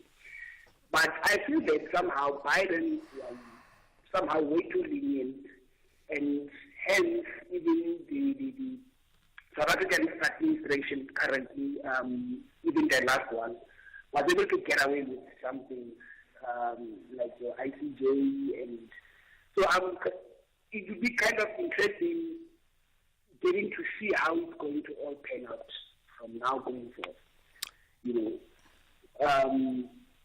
Yeah, that's something that has been picking my brain. Well, thank you. I mean, we all want to see how is it going to work out. There's so many questions already. I mean, Donald Trump, as you heard the conversation I had earlier on with Dr. Gershon Baskin, has got this ability, like Trump or don't like him. One thing you must give him credit for, he does get things done. He has the ability, whatever he uses, whichever muscle he uses, he uses that muscle to push through positions that I must say obviously suits him. So one of the things that's come through regarding the whole Israel-Hamas issue is that one of Donald Trump's dreams is to win the Nobel Peace Prize, because that would be this massive thrill. And the way, the judging, it may or may not be flawed, but for him, if he nails that, I mean, that would be an incredible legacy for him, isn't it? Now, what he will do is he will do whatever it takes to get that, and he'll do it quickly. And he'll assert himself. And we're probably seeing that in action already. Is that good for the world? Think about that one. Let's get the news headlines here. Good afternoon. I'm Jolani Tulo making headlines. Legal expert Mpumelelo Zikalala says in terms of today's court ruling, AmaZulu King Misizulu Kazwelithini could go ahead with a customary marriage to Nomzamo Mieni if he so wishes. The application for an interdict to stop King Misizulu from marrying another wife in a customary ceremony has been struck off the roll in the Pietermaritzburg High Court in KwaZulu-Natal. ANC Secretary General Fikile Mbalula says he will soon inform the Gauteng and KwaZulu-Natal provincial executive committees on the decision to reconfigure them. The ANC has decided to reconfigure the two provincial leaderships within the framework of the party's constitution. And finally, United Nations Secretary General Antonio Guterres says the withdrawal of Israeli forces from southern Lebanon is essential. A ceasefire deal requires Israeli forces to withdraw from southern Lebanon within 60 days and for Hezbollah to remove all its fighters and weapons from the south of Gaza. Gregory House will have the details at 5 o'clock for SAFM News. I'm Jolani Tulo. SAFM, guiding you through the rush hour traffic. Good afternoon. Starting off in Gauteng, the N3 southbound in Bedfordview queuing towards Van Buren Road. Summit Road westbound in Midrand has delays at Blue Hills. In Pretoria, the N40 northbound has delays approaching the R101 junction, and the N1 southbound has a stationary truck before the R21 highway. In KZN, the N3 westbound, a stationary truck after Cliffdale exit. The N3 westbound in Pietermaritzburg has a crash after Ashburton exit, causing traffic to be stacked, and Old North Coast Road is closed just north of Columbine Place. In Cape Town, the M3 outbound slow moving towards Hospital Bend. The M7 checks Hadville Drive southbound in Mitchell's Plain, queuing towards the R300 highway, and the N1 outbound slow moving towards Yiptiaga Avenue. With your traffic update, I'm Irma G. This is SAFM Sports with Tuming Khapele. Okay, all I can say for the PSL football supporters in South Africa is get used to the VAR. Well, Sports Minister Gayton McKenzie says that he's working around the clock to ensure that the VAR rollout comes to the Premier Soccer League in April. Consistent mistakes by match officials in the PSL have increased pressure from all quarters to install the system in South Africa, which is being used by several leagues in the world. The total cost of introducing VAR in the country is approximately 80 million rand plus an additional 70,000 rands per game. And Mackenzie says that some club officials are hindering the implementation of VAR in South Africa, but has assured South African football fans that VAR will definitely be implemented. Meanwhile, after completing a move to Mamelodi Sundowns, Jayden Adams faces a significant challenge to earn a spot in the star-studded starting 11, according to coach Miguel Cardoso. The 23-year-old will be competing against established talents like Tebogo Mokoena, Batusi Obas, Neo Maema, amongst others in the central midfield. And speaking on the new signing, Cardoso praised Adams' potential, but emphasized the demanding nature of breaking into Sundowns matchday squad. Regarding the market, let me be straight and clear that obviously, like normal, the club will be open to see if there are opportunities in the market that can make us stronger. But we believe in our players, and any player that enters this group has to prove himself. It's for Jayden and for anyone else. We will not give gifts to no one. They will have to arrive, show if they are better than our players, and then we'll see. That comes from daily basis work. So Jayden and anyone that will join the group will have to prove himself in front of the other ones, in front of myself and my staff, in front of the club. Meanwhile, in athletics, middle distance star Adrian Wilschut says that it's an honor to be nominated for the Athletics South Africa Athlete Personality of the Year Award at the 2024 ASA Awards. The awards will be held at Fourways on Saturday evening, and he is known for the 10,000 meter and 5,000 meter performances and is up for an award which is decided by public votes. He says he's happy that his hard work is being recognized. I was very happy to be nominated. I would say it always feels good that your hard work get rewarded in some capacity, and so yeah, very happy about that. I'm up against some very tough competition, but yeah, I never shied away from that. So very happy to be nominated, and we'll see what happens towards the South African Athletic Awards, and hopefully I'm up there. But nonetheless, very happy to be nominated. In tennis, Ben Shelton advanced to the Australian Open quarterfinals, bringing an end to French veteran Gael Monfils' run in Melbourne today. Monfils retired during the fourth round match when Shelton was leading 7-6, 6-7, 7-6, 1-love after nearly 3 hours of play. Monfils, who had won 8 matches in a row, experienced movement issues as the physical demands of the match took their toll. Then finally in golf, Ernie Els won the season opening Mitsubishi Electric Championship for his 7th PGA Tour Champions victory, closing a 6-under 66 to beat Bernard Langer, amongst others, by 2 strokes. Els finished at 18-under 198, playing alongside Els and Shaker in the final group. Langer parred the fourth final holes in a 66. With that said, it is a wrap from my side for now. So just a quick one on VAR in South Africa. I know they're still pushing for it. Well, they're saying March, so yeah. They're saying April. So you well, think that's what the minister. So that's saying. like almost. The season will just about be over. Yeah. I got it right. Yes. It will almost April, May. It's nearing the end of the season. But you think we need it? We do need it. Why not have it? There's a lot of matches or mistakes that have happened in matches, and it kind of will help perhaps elevate the game. And they must do it well and probably learn from the best, not the English, because they've done a lousy job. Yep. I think when it comes to international matches like the World Cup, they've done a far better job. So another thing that Mackenzie was saying is that we do know how sometimes referees are bought in the country, and it will kind of eradicate that. Referees are bought, police are bought. Oh my goodness, it's like a shopping season for many of us, right? The SAFM Playwriting Competition is closing on the 3rd of February 2025. Explore the theatre of the mind and write your 60-minute radio drama play and email it before 5 p.m. on the 3rd of February 2025. Late submissions will not be accepted. For further information about the competition, visit safm.co.za or send an email to drama@safm.co.za. SAFM, leading the conversations that move us. Bridget Masinga on SAFM. Let's look at perhaps the most common red flags that job seekers should be on the watch out for in order to avoid themselves falling victim to job scams. First red flag I would advise people to look at is the upfront fees. In actual fact, anything that's related to you paying, or there's a request for money. And we've seen so many people falling into scams of this, and this is one of the biggest scams that they use. Lucas Molefe, who is a cybersecurity consultant with EastSet Southern Africa. The Full Circle with Bridget Masinga. All podcasts can be downloaded on safm.co.za.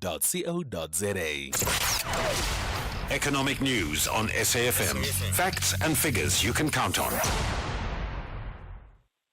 So we'll chat to Pali Lahotla pretty shortly about his thoughts about the state of South Africa's education, right?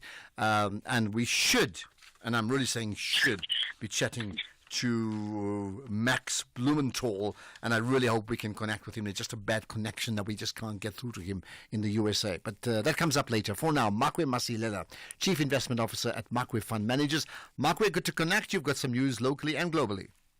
Afternoon to you, Ashraf, and to your listeners. Yes, global investors, Ashraf, will finally get to see the market impact of President-elect Donald Trump's return to the White House. And Trump's inauguration is expected to trigger a series of executive orders on issues ranging from taxes to tariffs. And global government and business leaders will attend an annual gathering of the World Economic Forum in Davos. And we've seen their survey released ahead of the gathering last week showed that armed conflict is the most severe risk to the global economy in 2025, followed by extreme weather. But Ashraf, if you look at the list of world leaders not attending, that speaks volumes. And locally tomorrow we'll be getting November mining production. October increased by 1.4. Then on Wednesday, December consumer inflation. November inflation was 2.9%. Plus November retail sales. October retail sales down by 6.3%, and Trump ushered in a new Bitcoin record high. Remember, on Friday, he launched his newly created cryptocurrency, and so much has been priced in the dollar that some market participants feel sellers may step forward if the tariff acts that Trump has flagged start more slowly than expected. Hence, the likes of the rand trend today, even when commodity prices are under pressure. Oil traders waiting for some policy clarity from Trump, including plans to end the Russia-Ukraine war. Brent crude is down 1% at $80 a barrel. And gold traders also waiting for potential signals on future interest rates, but doing the opposite compared to oil. The yellow metal is up 0.3% at 2,706, with platinum flat at 942. U.S. markets are closed today for the holiday, but Europe is in the green with the JSE flat. Remember, the JSE for the whole of last week, it was up 3.2%. The rand fell to 0.7% against the U.S. dollar is now 18.59, 22.88 against the pound, and 19.34 against the euro. Okay, got that perfect. Thanks for connecting. We'll do it again tomorrow, and perhaps post the inauguration of Donald Trump effect. We'll see what happens there. Thanks for that, Makwe. I'll get to your voice notes in a moment.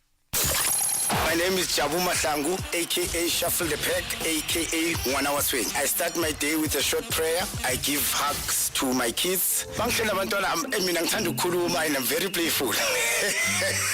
I love all the genre, but Kwaito is number one. Kwaito is our culture. About the late Mendoza, about the late Mapaputsi, and I could relate. And it's in us focus. Ivory Coast for me, it was a beautiful country. I know Utabanye Batandes in Indabo, Mauritius, Nanales, Windows is a love. SABC Sport, this is the main one. Wonkela Omanyama channel, Azalwe, because of SABC. Catch Jabu Shuffle Mahlangu unpacking the beautiful game in a lingo you love on match days. Live on Latuma. Proudly brought to you by SABC Sport. For the love of the game. X at SAFM Radio and at Ashraf Garda. Right, Pali Lahotla coming up in just a moment on a fascinating conversation around education. But before that, let's get your thoughts.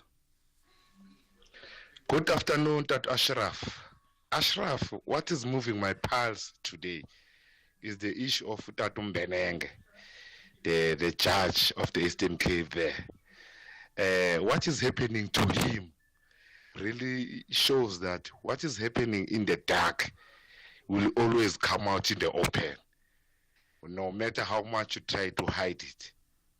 Now, I don't think that Mr. Mbenenge knew that one day this is what's going to happen to him when he was doing these things behind closed doors. But now it's in the open. I don't know what he's thinking where he is. But this thing shows that whatever happens in the dark will always come out in the surface one day or another. Sivuyile from Ivory Park, Ujambase. Good afternoon, Ashraf. The lady complaining about water in the Eastern Cape, seeking human rights organization to intervene is playing. Human rights organization cry for criminals only. Goodbye, Noma in Pretoria. Hey, Ashraf, I would like us to have this conversation as South Africa, as the national pulse. We went for prescription classes in December, and consultation was 900, and then the script itself was issued, and the cost was going to be 15,000 Rand. And then we took the same script to LandSmart and did measurements online, and the entire thing cost us 2,500. I think optometrists in South Africa need to answer some questions, very important questions, as to why they're charging us so much, because we have now flocked overseas, and you get your glasses accurately because you take measurements online. Thanks, Sibongi here. Wow. Sibongi, thank you for that. So 15,000 versus 2,500. I mean, you're right. They're entitled to make a profit. That's how they survive. But it can't be that much of a difference. The difference is just ridiculous. If anybody else knows more than that, I'd like to know. Certainly you can let me know what you think, right, about just that point that Sibongi brought up, right? And then that initial issue about the dark. Yeah, well, it must surface. Okay, what about the U.S. Inauguration? It's coming up soon at 7 p.m., I understand, is when you formally call Donald Trump President Trump once again. Can you quite believe it? Yeah, that'll happen. Okay, let's get on to another issue. We're going to chat about education, reflecting on some of the things, and I'll talk to Pani Lahotla about that next. Ashraf Garda on SAFM.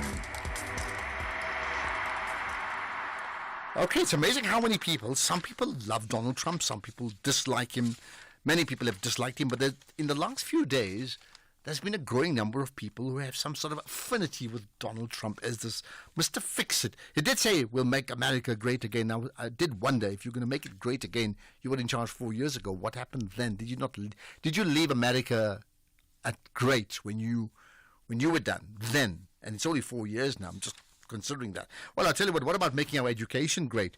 So we've had the matric results. Now it's come to varsity, and I know from other people that there's this sense of euphoria about if you've got good results at matric, it's like, I need to get into studying whatever, right? You can, BCom or medicine or law, whatever it is, engineering. And then you find that even if your results are superb is not enough because there's just not enough space.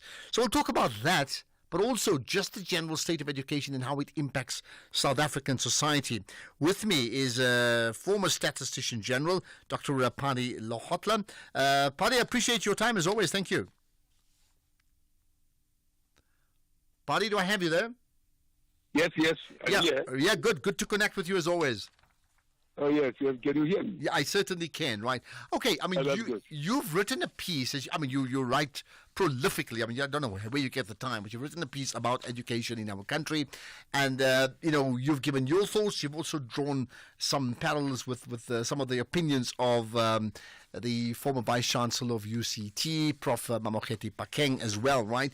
But perhaps amongst the most significant things you are talking about, you've raised certain issues that I think we need to pick up on, right? What for you, coming out of the matric results, going into university season now, are the most significant facts that you'd like to bring up?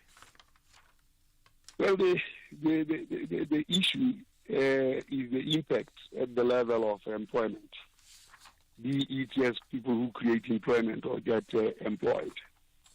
There are things that we actually have to say we can learn and then start mimicking. particularly from the Indian community, who were as deprived as the blacks and the coloreds, black Africans and coloreds, in the 40s and the 50s. One thing that was changed significantly in the environment among the Indians was when Verwoerd said in 1953 on the 25th of September, what is the use of teaching Bantu child mathematics? Now, the Indian trajectory in the current, you realize that 61% of those who are 20 years old are actually at tertiary education, in particular at university. The question is, what did they do from 1953 to now that the blacks and the colors can learn from adversity to this change? What are the policy instruments that the government can deploy, having learned from what the Indians have did? For Africans and black Africans and colors, the trajectory has been absolutely poor. I mean, the government gets excited that they have a number of 48,000 or 60,000 people who graduate who are black. That's pitiful. It doesn't, and then they get excited as those numbers increase, instead of saying, what is our target? How are we going to reach that target? And how will it translate into generational wealth? Unfortunately, those questions are not linked at all, and we are celebrating this mediocrity where we lose almost 800,000 people every year, and we are surprised when they come in the labor market as people who are unemployed. This is a man-made tragedy.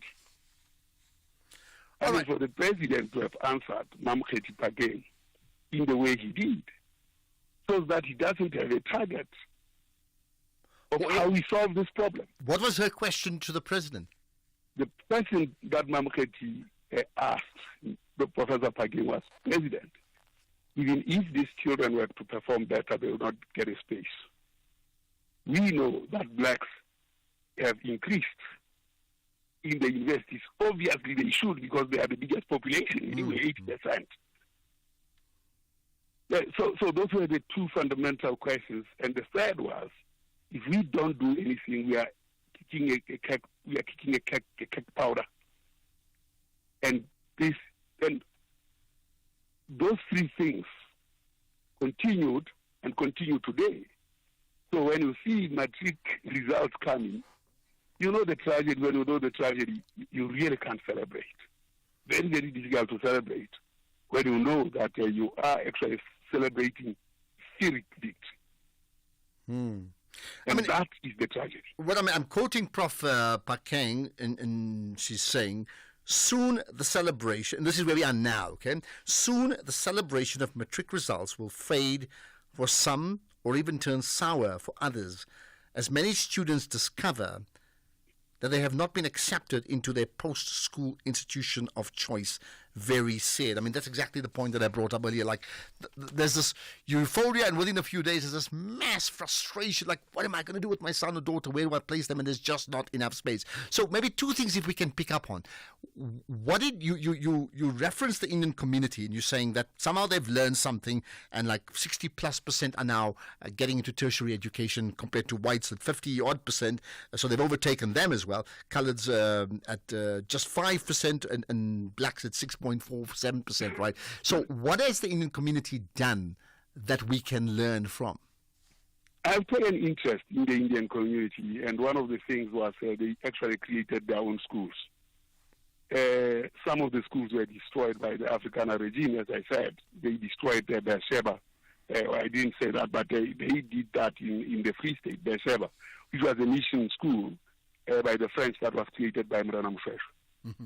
It was almost the first university that would have been created in South Africa. It was destroyed because it was a threat to the apartheid, to the colonialists and the whites, basically.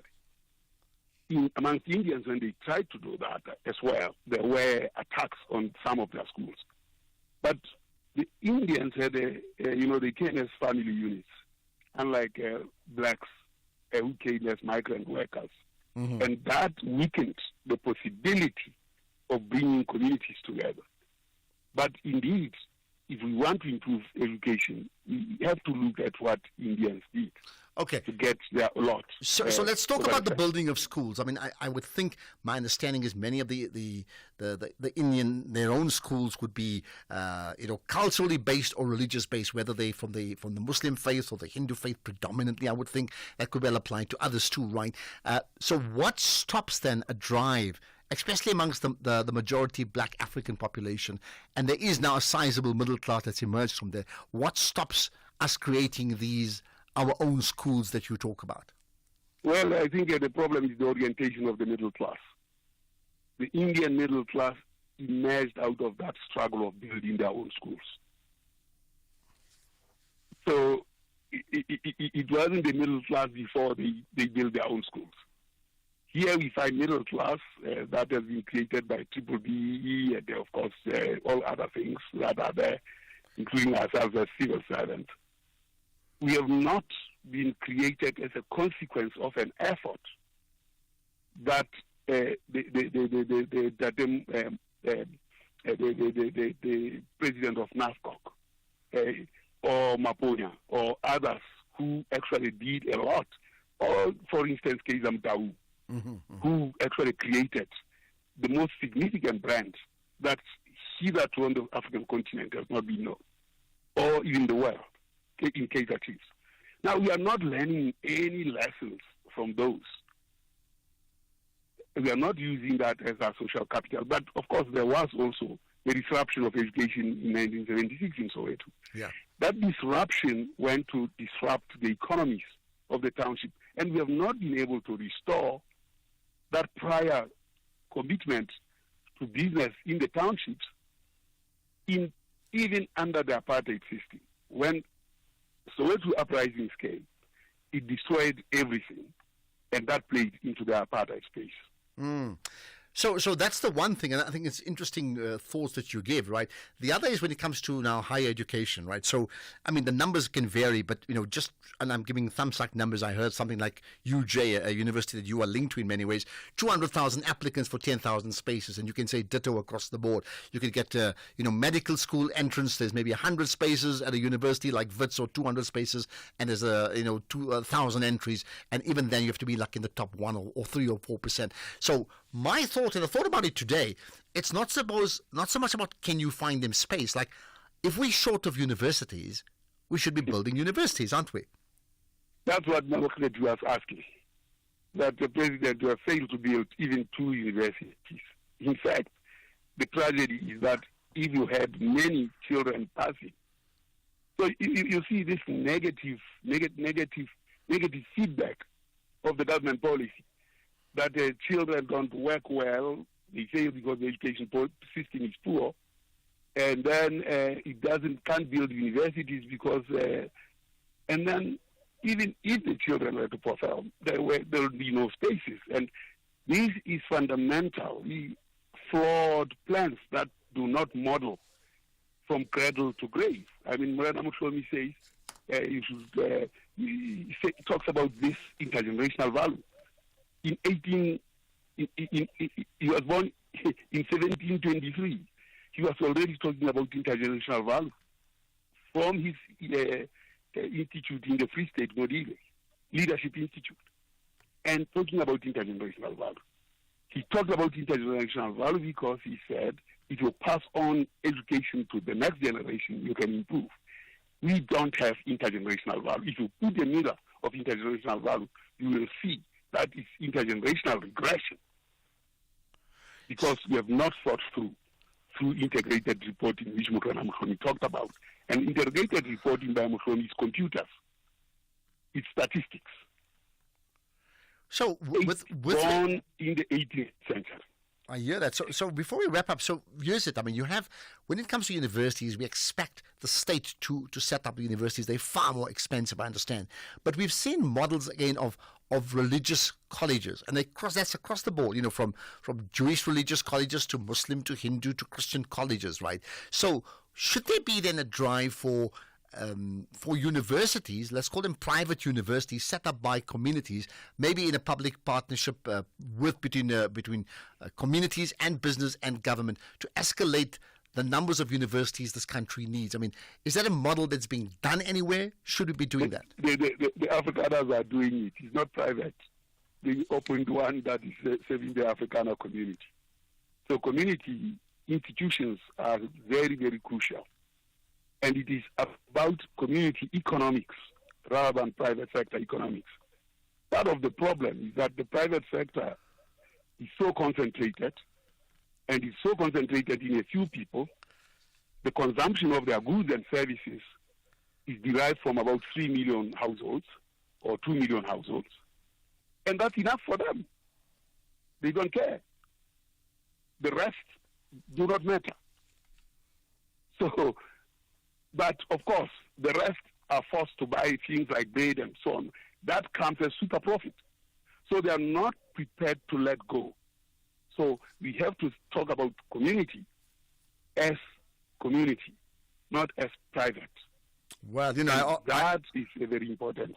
I often say, if you want to build a champion nation, start by building champion communities. And maybe the example, even from a schooling point of the Future Nation schools, put together by Dr. Judy Dlamini and Sizwe Nkosana is something, another model worth considering. Pani, we can chat a long time. I think I'm going to get Judy as well on board one of the days. But you've raised an issue, and I think we need to drive that, because you can't then have all these students who've now qualified for university, and maybe 50% won't even get into university at all. So, like, what's the fuss there? There's something dramatically wrong. But let's leave it at that. Thank you for your time. Appreciate you sharing your opinion on that issue. Pani Lehotla, former statistician general. And you know what? He's got the stats to prove it. Let's get the news now. It's 5 o'clock. Here's Greg House.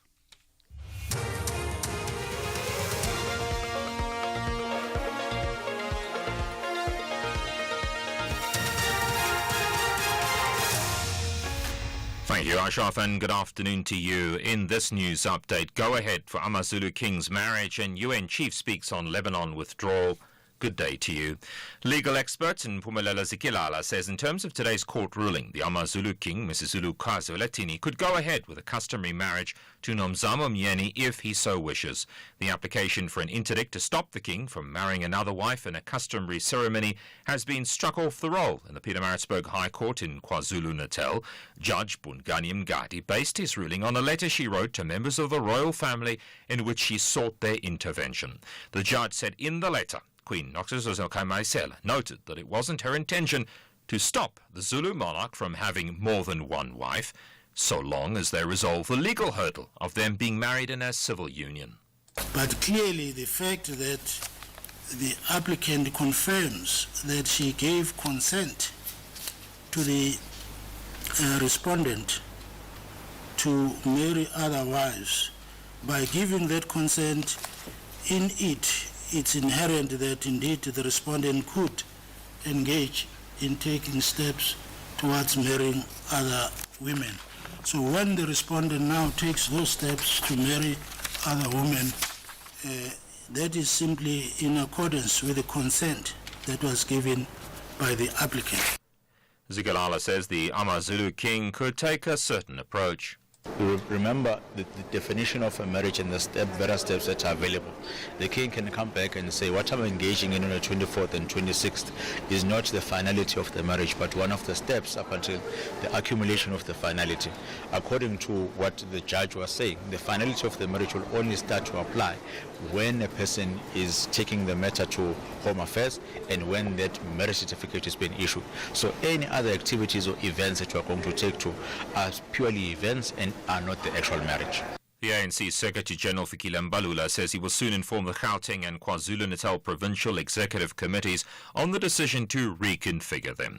This means, among other things, that some NEC members will be brought in to beef up the administration of the party in those two provinces.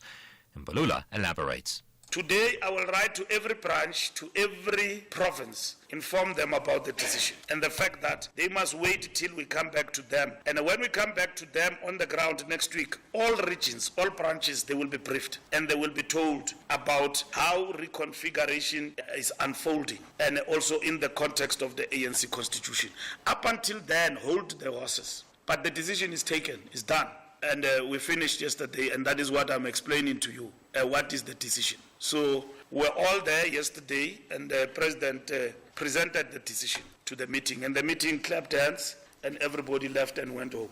The Limpopo Community Safety MEC Violet Mache believes that although a man arrested in connection with the rape of 2 nurses is yet to be charged with rape, he will be positively linked to the crime. The accused made a brief appearance after being charged with alleged illegal possession of a firearm and ammunition. Police are yet to conduct an ID parade. The man is suspected of abducting and raping 2 nurses at the Kachwene clinic over a week ago. The MEC had this to say. So for now he has been charged with 2 cases, the one in possession of unlicensed firearm, the second one with unlicensed ammunition. So he abandoned the bail and they're saying he's coming back on the 9th of April for further investigation, because when they said, "Do you know the truth?" He said, "Yes, but how many do you know?" I know I've got 10 cases. So they're still investigating the 8, because the 2 he knows that there he has been charged with. So now they're still waiting for the 8. So we're coming back on the 9th to hear what other charges are they going to get or to have, because now they're having on 2. Donald Trump will take office as president of the U.S. later today at his inauguration ceremony. Some 200,000 people are expected to congregate in the capital, Washington, D.C. for the event. The BBC's Nada Torfik reports. Donald Trump's second inauguration will follow tradition. First a prayer service at St. John's Church, then tea at the White House with the Bidens, before being driven with the outgoing president to his swearing in. It's the first time in 40 years that the ceremony won't take place outdoors on the Capitol steps due to the extreme cold. A smaller audience of roughly 600 guests will witness him taking the oath of office inside the Capitol Rotunda. Meanwhile, crowds of his supporters are already queuing to get into an arena that Mr. Trump will visit later.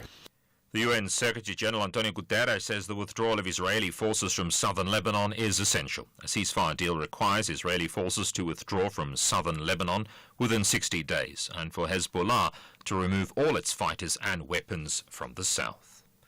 The top story, a legal expert says in terms of today's court ruling, the AmaZulu King could go ahead with a customary marriage to Nzamanyeni if he so wishes.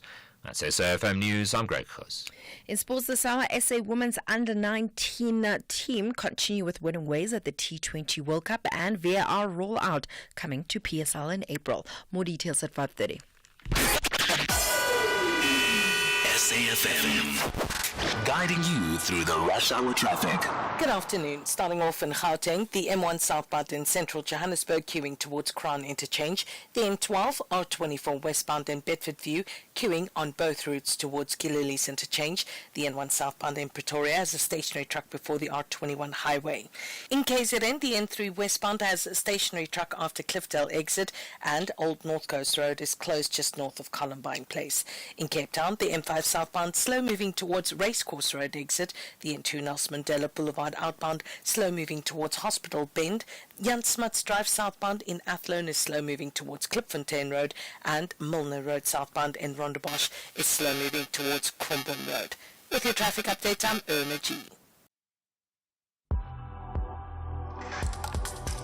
The National Pulse with Ashraf Garda on SAFM. You're listening to the National Pulse, weekdays 3 to 6 p.m. Okay, this is the National Pulse, the third hour of the show. So something's to come up. We're going to chat to Diane Kohler Barnard in a few minutes' time regarding their call for the minister intervening to be removed of alleged tender corruption. That comes up later on. We'll take many of your other calls as well. The one interview we could not do, which is really such a disappointment, just a bad connectivity issue that means we can't chat to him. We were hoping to chat to Max Blumenthal, the editor of the Grey Zone. You may remember a few days ago he chatted to the U.S. Secretary of State in a media briefing, not chatted, and he questioned him about, like, why did this deal not go through in May? Remember that? And we're talking about the negotiated ceasefire, right? Why did that not happen? So we can't talk to him now, which is a huge pity. But if things change, rest assured, we will talk to him. Let's, however, talk about the ANC after this. Owning a small or medium-sized business takes courage, skill, and determination. The Clientele Legal Business Plan is there to protect, guide, and assist your business in managing the legal risks. Let us handle your labor matters, employment contracts, CCMA referrals, and so much more. Our team of professional lawyers are standing by to assist you. SMS SAFM to 42770. That's SAFM to 42770. Clientele General is an authorized FSP and licensed non-life insurer. T's and C's online. Standard rates apply. The National Pulse with Ashraf Garda. Weekdays, 3 to 6 p.m. Right, that's the show. More to come, indeed, all throughout the day, and make the point to you. Let me just tell you up front as we get to the Donald Trump inauguration and whether we like him or not, and many people love him, and I hear that even on the show today. Whatever it is your views are, he gets inaugurated as the president at, I think, I understand, from 7 o'clock. Now, and the point I want to make is the National Pulse doesn't stop at 6. The show stops at 6. Your feeling for what drives the pulse of a nation or even globally must and will inevitably continue all throughout the show. So all throughout the day, right, or night. So you can always, tweet us on the X platform. Use the hashtag The National Pulse, tag Ashraf Garda, myself, and then SAFM Radio. Right, let's talk about the ANC now. So, confirmation about the ANC, and the key word in terms of what they're going to talk about, they're going to do next is to reconfigure 2 important regions, KZN province, Gauteng province. That on the back of dismal showing in that last election in those regions, and ongoing issues around leadership of those regions as well. Now, with me is Professor Stephen Friedman, who's a political analyst at the University of Joburg. Prof. Friedman, appreciate your time. Thanks for connecting on the National Pulse. Yeah, hello. Good afternoon. Good afternoon indeed. Now, I tell you what, we're going to certainly talk to you about what you make of it. Let me just, however, play some sound of the conversation I had earlier on with the ANC's national spokesperson, Mahlangu Bengu Motsiri. And amongst the many things, and you can listen to the full podcast, by the way, go to safm.co.za, but this is what she said. Well, the dissolution of any provincial structure or regional structure is provided for in the ANC's constitution, particularly Clause 12, with a number of subsections there too.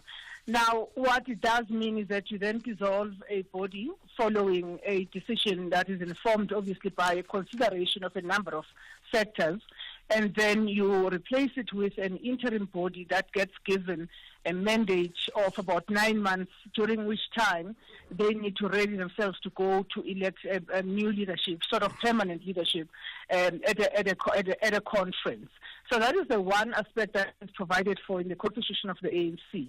The reconfiguration aspect is provided for in the entirety of the constitution in a way that allows the National Executive Committee to reinforce and strengthen any province that demonstrates signs of weaknesses, whether they are political or leadership weaknesses or other forms of organizational weakness.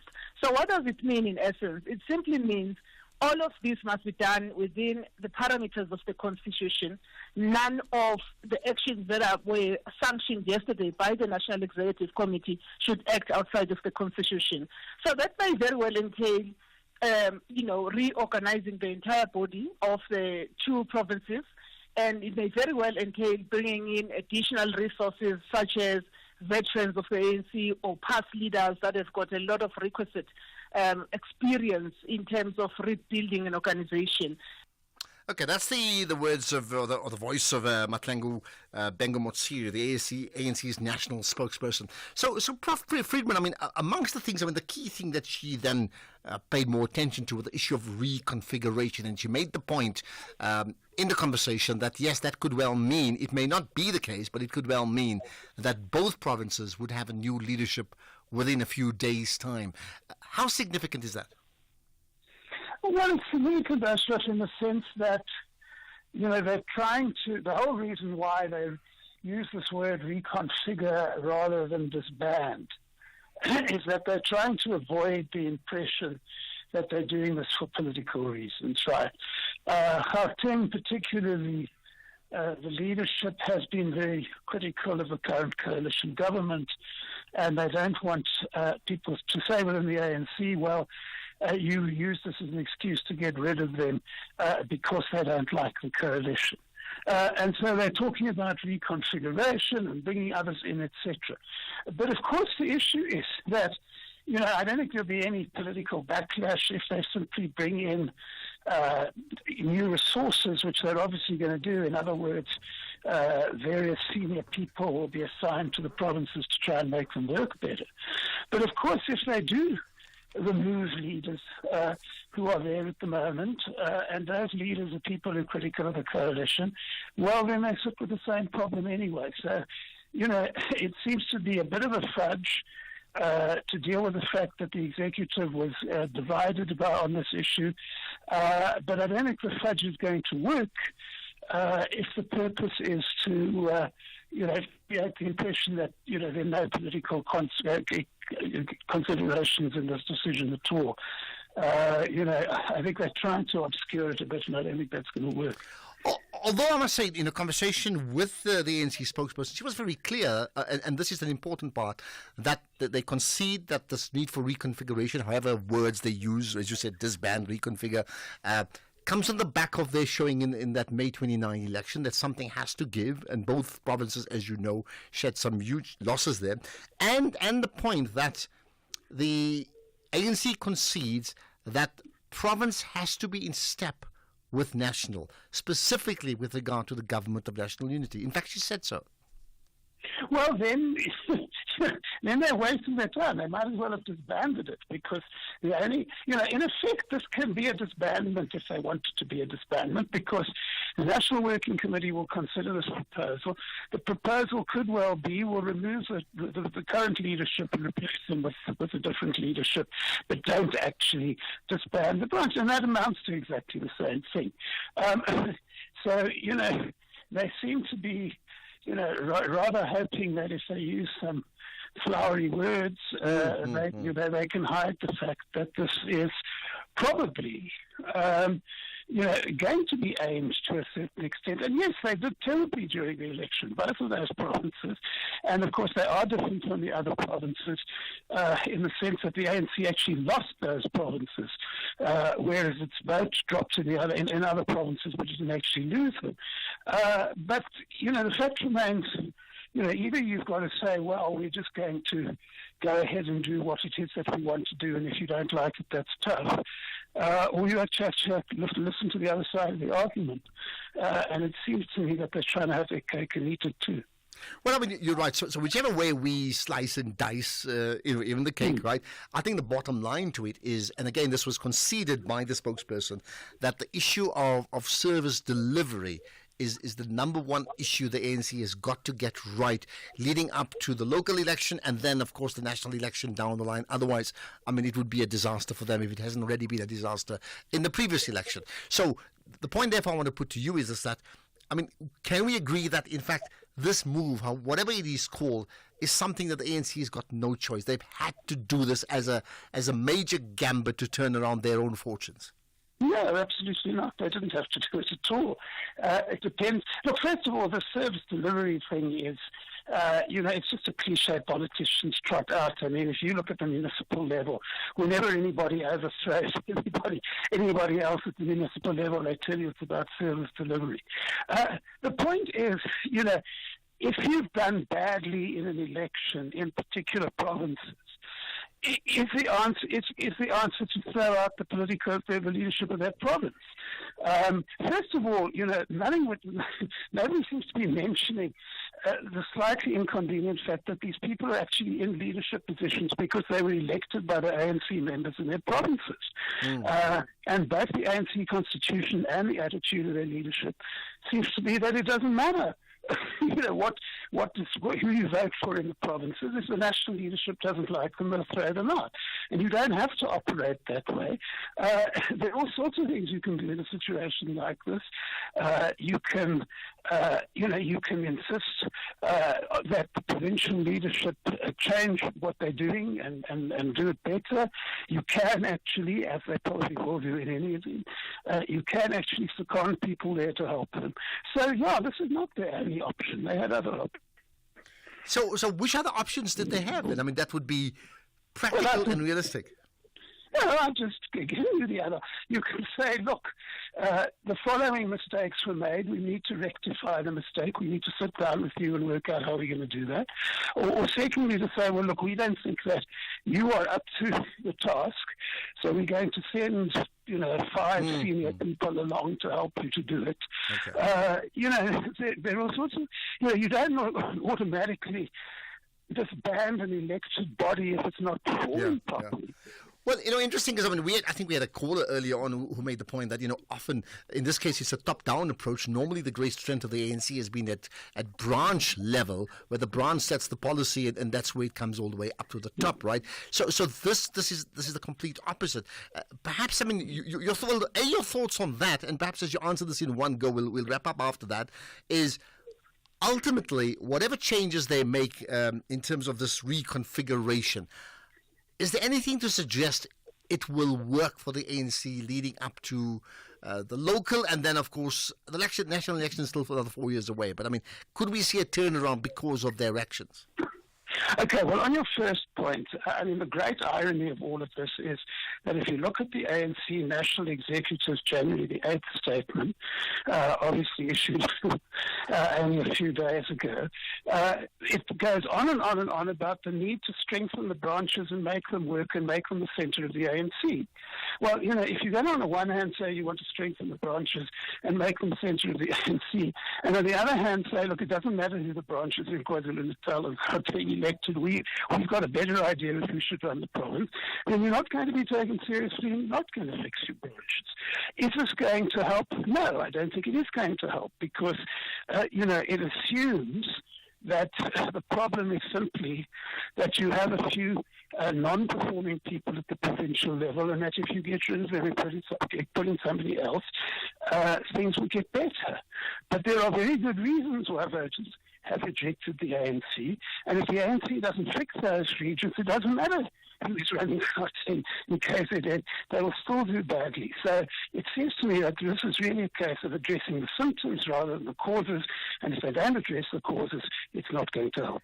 And therefore, just to confirm for the record, in your opinion, if you're saying if it's not the personnel changing of the guard, then what's the number one reason the ANC finds itself in the position it finds itself right now? The reason it's in this position, Ashraf, it's long. I'll try to simplify a long answer. Despite the fact that we're a democracy, we still have an economy which many people find it difficult to get into.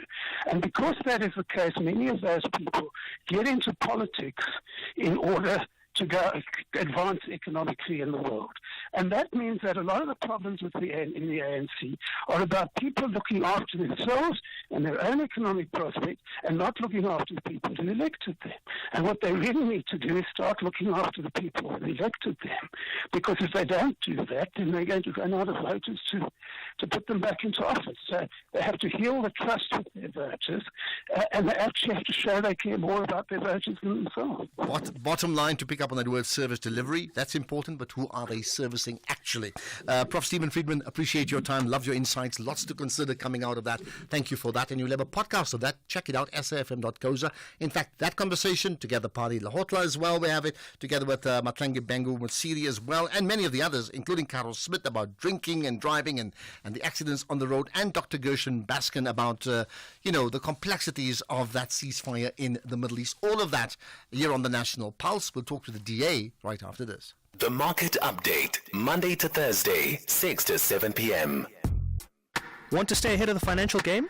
Join us tonight from 6 to 7 p.m. for an insightful journey through the day's market developments, financial updates, and investment news. Tune in for your daily dose of financial intelligence as we navigate the twists and turns of the financial landscape with expert insights. Only on the SAFM Market Update. SAFM Market Update with Jimmy Muyaha. Ashraf Garda on the National Pulse. All right, if you have any thoughts on the conversations we've had, as we know, it's the the National Pulse. What for you drives and moves the National Pulse today? Feel free to connect with me. So we'll take your calls after 5:45, because we do that now every day, the last 10 or 15 minutes of the show. 086 000 2032. You can WhatsApp in text or voice note form, 0614 104 107. And you can certainly use social media. Just tweet us. Tag us on the X platform, SAFM Radio and Ashraf Garda. Use the hashtag The National Pulse. Right. Let's move on to other things political. The Democratic Alliance has called for the minister in the presidency, Khumbudzo Ntshavheni, to be removed from cabinet after reports of this Hawks investigation into her conduct involving 2.5 million rand tender corruption is ready for prosecution. So let's get the thoughts of the DA and what they think. Diane Kolobana, the MP and the DA spokesperson on state security. Appreciate your time, Diane. Thanks for joining us. Thank you, Ashraf. Thank you. Right, state your case. Well, as you said, she was the municipal manager in Phalaborwa local municipality in 2008-9. There was a tender. Apparently, the tender documents were never signed off, never submitted, but she accepted that tender, and it started out being worth 580,000 rand and ended up being worth 2.5 million. And one would imagine that the president, in doing his vetting of various ministers, looking at who he should put where, would have done his homework. She was under investigation, charges were laid against her, and this happened well before she was appointed last year into this crucial position. So in two things that you made the point about, yes, it's not a new charges or allegations. In terms of not doing his homework, what for you is your big takeout out of that in terms of her being appointed as a cabinet minister in the first instance? Well, I'm sure you know that, as does everyone, that she and the president are extremely close. She was instrumental in running the entire process he went through to get back in as the president. And, of course, she now sits in the presidency, and she juggles very important positions.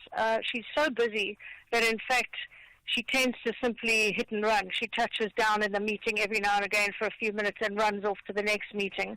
And being head of the State Security Agency, this is a major job for which one should have top secret security clearance. Anyone on the JSCI, the Joint Standing Committee on Intelligence, has to go through this long and arduous process to see if they may obtain top secret security clearance. Apparently ministers don't have to go through anything of the sort because, of course, being under investigation for corruption would immediately have stopped her obtaining such clearance. So all in all, the matter is extremely problematic and, of course, comes hard on the heels of the whole issue with the Minister of Justice, who, again, she wasn't fired. She was simply shuffled off to another ministerial position. Most peculiar decisions being taken by the President. So in terms of this call, has there been any response? Well, no. I'm wondering if I will get a response. She should be doing the honourable thing. She should have done it, frankly, when she was initially approached about this. But it is now with the NPA, and if they want to go ahead and go ahead with a criminal case in court, then what? Is she going to dodge it again and say, wait until the court case is over, which will take 3 years? I don't know. But I do know that any really functional democracy, someone of that ilk who is facing this, like the Minister of Justice faced the whole linkage with the VBS scandal, the right thing to do would be to fall on your sword and resign. Okay. But I fear that may not happen. Well, the world doesn't work like that, as you're quite aware of right now. Assuming, normally cabinet appointments are done really at the prerogative of the president. It's a very strange time this time around because it still may be ultimately a decision, but working within a GNU. So let's just assume either he listens and said, okay, fine, I hear you. She should step down, or no, just carry on with business as usual. What then is your next step? Well, I think one needs a very clear answer from the President. So I'll wait a day or two, but I'm busy putting a letter together to send to him to ask for a definitive answer one way or the other. I mean, when you read the 2020 judgment by Judge Mura of the High Court in Polokwane, I mean, when he uses words like repugnant and devastating, talking about the events surrounding that tender and its award. You understand this is extremely serious, and we can't have an executive member lacking in accountability. It's just not a possibility in today's very fraught economic status.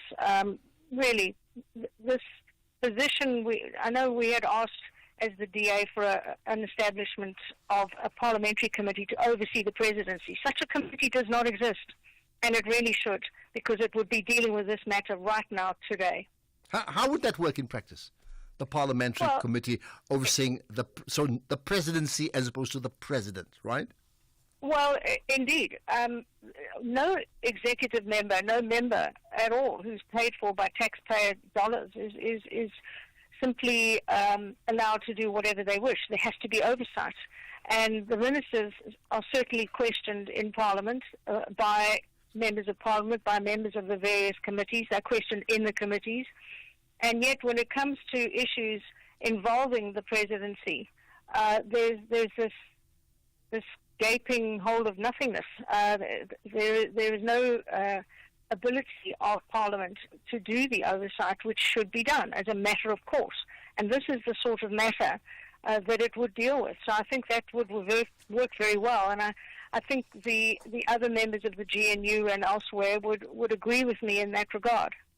Well, that's for the GNU and your party's part of it to negotiate. At the moment, I'm not the president. Let's see how the president responds to all of this. Diane Kohler-Barnard, the MP, DA spokesperson on state security. Appreciate your time here on the National Pulse. To recap then, the DA effectively calling for the minister in the presidency, Khumbudzo Ntshavheni, to be removed from cabinet.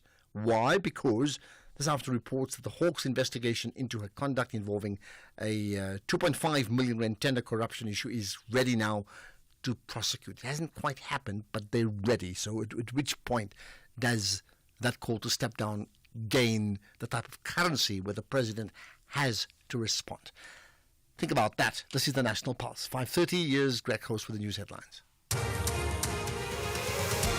Quick look at the headlines. The Office of the Deputy President's confirmed 27 parliamentary questions that were directed to ministers in the GNU were not answered by the deadline of early this month and have lapsed.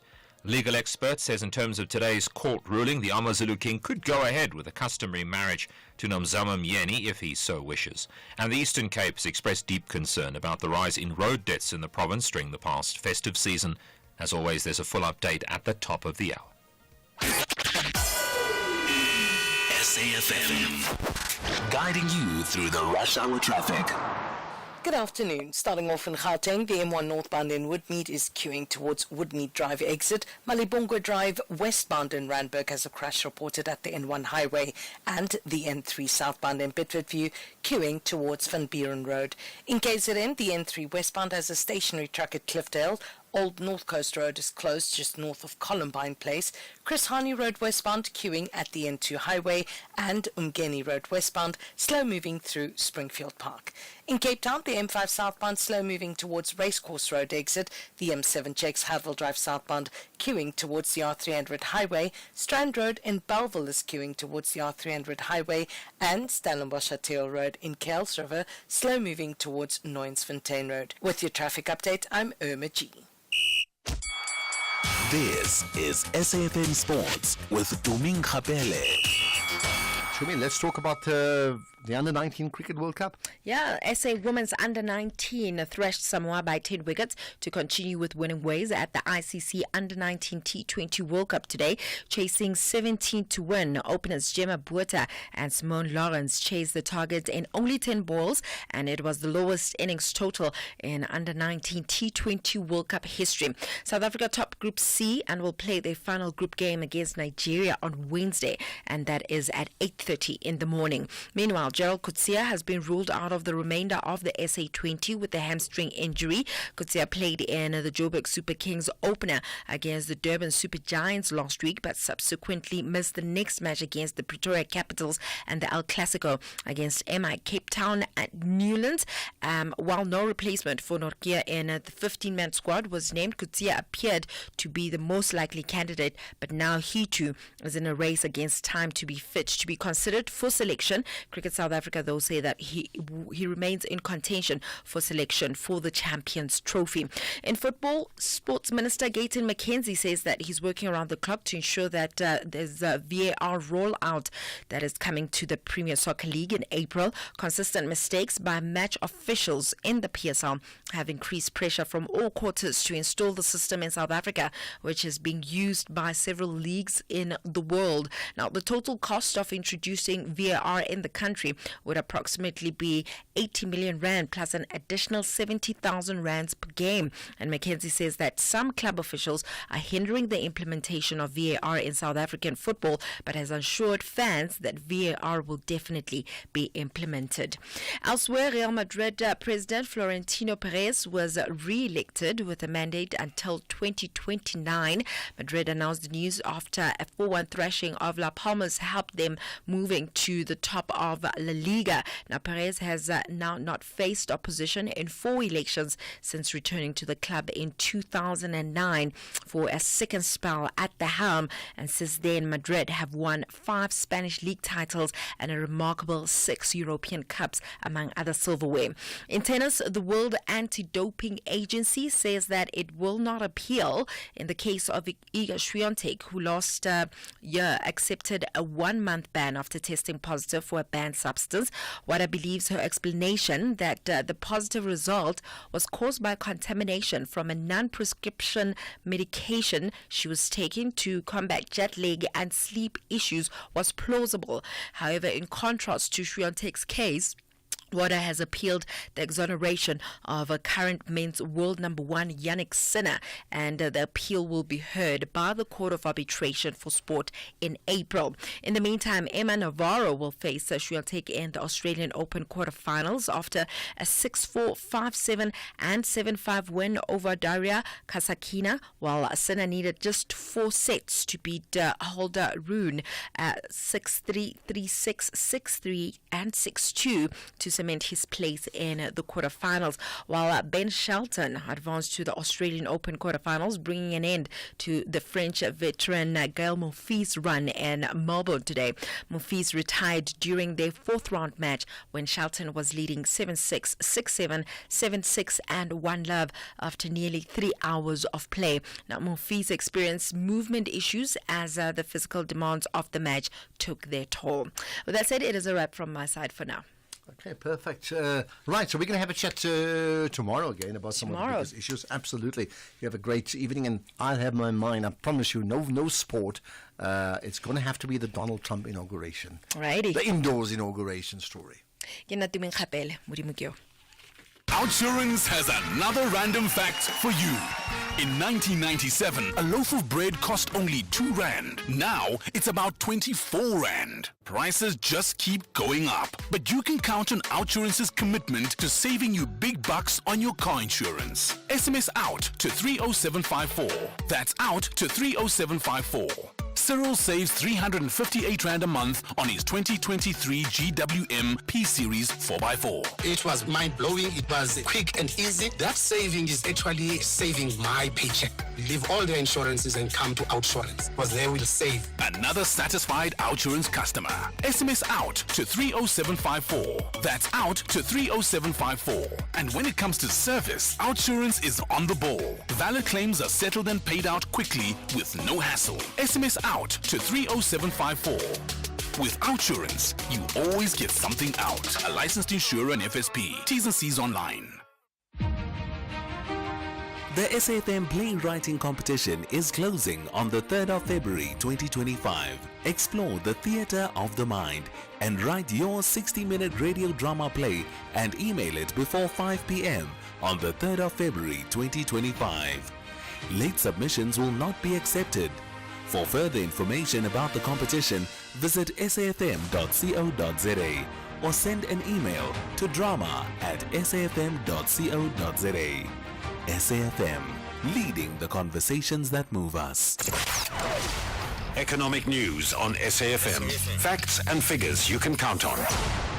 Right, and as always, Jimmy Muyanga hosts the SAFM Market Update that comes up from 6 to 7 every evening as a scene setter. We often talk about many things. Goodness, there's so much. I think you could have like a 2-hour, 3-hour show, 1-hour extension, extra time, including Davos and Trump and everything else. But anyway, I'll leave it to you. What's moving markets, Jimmy? Good evening, Ashraf. Good evening to the listeners. We will certainly be touching on Davos. We will also be touching on the Trump inauguration. There's a lot to dig into. We're going to be looking at, obviously, what we hope to achieve from the Davos gathering, but also what we can expect from that Trump inauguration. We are rumored to be getting over 100 executive orders being signed in as President Trump takes office.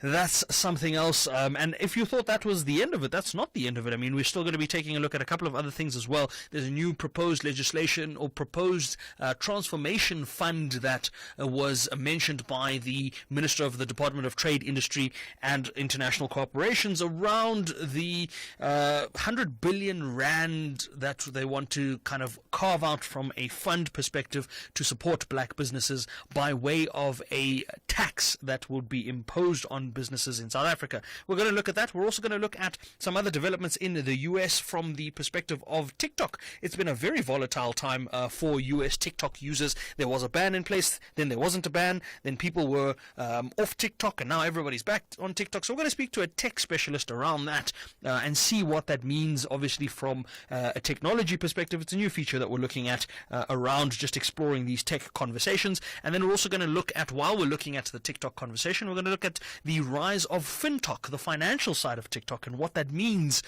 for you and I that kind of use these social media platforms to get access to information. What kind of information is being put out on platforms like this that we need to be aware of? Interesting tidbit, unrelated to the show, something I've just come across is that the South African Post Office has announced that there's a commemorative stamp that bears the face of our President Cyril Ramaphosa. Now, I will leave that. I'm sure you and I will discuss that. I'm sure you might have that discussion on the show as well tomorrow, potentially. But there's a lot of questions around that. I mean, I, for one, would like to know how we have postage stamps with a post office that's still in business rescue. Story for another day, right? But that's what we've got coming up on the show today. We're looking at a couple of things and we're exploring a couple of different conversations that have been happening that keep the markets moving. And speaking of those markets, they have certainly been on edge awaiting this inauguration to take place. We've seen a softer kind of approach to the markets today, particularly in the context of some of the equity markets. It's been green across the board, though, which is something we don't see very often. Local markets and international markets. We start with international markets that were trading first. Asian markets, all of them in the green, with the Hong Kong index up the biggest gainer there, 1.7% in the green there. The Nikkei closed second at 1.1% up. And then when we take a look at something like European markets that would have been trading shortly thereafter, we see that they were also all in the green, with the CAC 40 in France, the biggest gainer there, 0.7% up, with the DAX close behind 0.2% in the green. Our own local markets each eked out slight positive movements. Industrials up 0.4%, resources 0.25% or 0.24% in the green, but financials down 0.57% as a result. The all share only up 4 basis points, and the top 40 up 0.12%. The rand is stronger, though, against the US dollar, 18 rand and 56 cents. 1 British pound will cost you 22 rand 81 cents. 1 euro will cost you 19 rand and 30 cents. 1 Australian dollar, 11 rand and 62 cents. Commodities, Brent crude just below $80. That's cause for celebration. $79.84 a barrel. Platinum, palladium still below $9.75, around $9.50, $9.60-ish in both cases. Gold price holding steady, $2,708 a fine ounce. So we've got lots to discuss, lots to break down on our show. But before I go, we finally hit that day. That day was today. We'd been talking about it since last year. It was the day that the price of a single Bitcoin hit more than 2 million rand. We are currently sitting at around 1.98 million rand, but we were above 2 million rand a little while ago as the Bitcoin price made new all-time highs today in anticipation of Donald Trump taking office. So I'm going to be on the lookout tonight over the volatility that's going to come from those executive orders being signed, because we don't know what's being signed. We don't have an idea of what the list even looks like. We're just hopeful that we don't have any traumatic things being signed in, because that's effectively what we can expect with an executive order. But for now, Ashraf, back to you. Yeah, okay. And did you want to touch on an executive order just very quickly? It's one of the thoughts, yeah? Yeah, so as part of our masterclass, it kind of seems like it makes sense to look at what exactly an executive order is. And effectively, it is an official document issued unilaterally by the president that can shape policy and that can basically govern how federal government operates. Now, the interesting thing here is that it is unilaterally issued by the president, which means that President Trump could effectively sign anything into law almost as an executive order. And if he plans to do more than 100 once he takes office later today, that's going to be a big number, because if we look back to his first run as presidency, I believe he signed over 220 executive orders in his first presidential term between 2017 and 2021, and that was the largest amount of executive orders signed in a single term since President Jimmy Carter. So we know Trump is going to bring us volatility and craziness in the markets, and it's about seeing what it looks like. Okay, got that. You have a show to host, so I'll leave you to that. Jimmy Moyaha, 6 to 7, the SAFM Market Update. As for you, well, let's hear your thoughts. I have my point. Well, what's yours? I'll take it after this. The National Pulse with Ashraf Garda. Weekdays, 3 to 6 p.m. Right, so for the next 15 minutes or so, we're going to take your calls. We'll get your WhatsApp messages. We will read some of your tweets if you have tweeted, and any other comments, even just text messages as well. So let me remind you, 086 000 2032, WhatsApp, text or voice note 0614 104 107. Whatever it is, I can think of 100 things to talk about, but I'll leave it to you, right? Bongani in Kwakwa is going to go first. You want to talk about the police, Bongani? Hi. Good afternoon, Mr. Tata. Yeah, good afternoon. Go ahead, Bongani. Yes, I want to talk about the corruption in the police sector, Mr. Ashraf. Yeah. The police people are the worst people who are corrupt in South Africa. Here last week in Kwakwa, we were burying 2 police who were shot and killed. You know why people are killing police? Because they are making the deals with the police.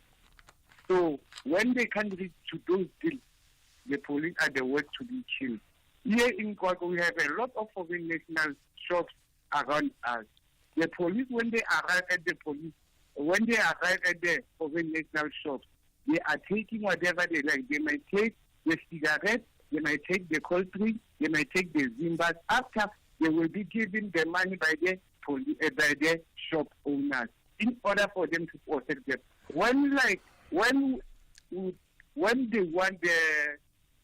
the document, all of those people, they don't have the document, but the police were sent there.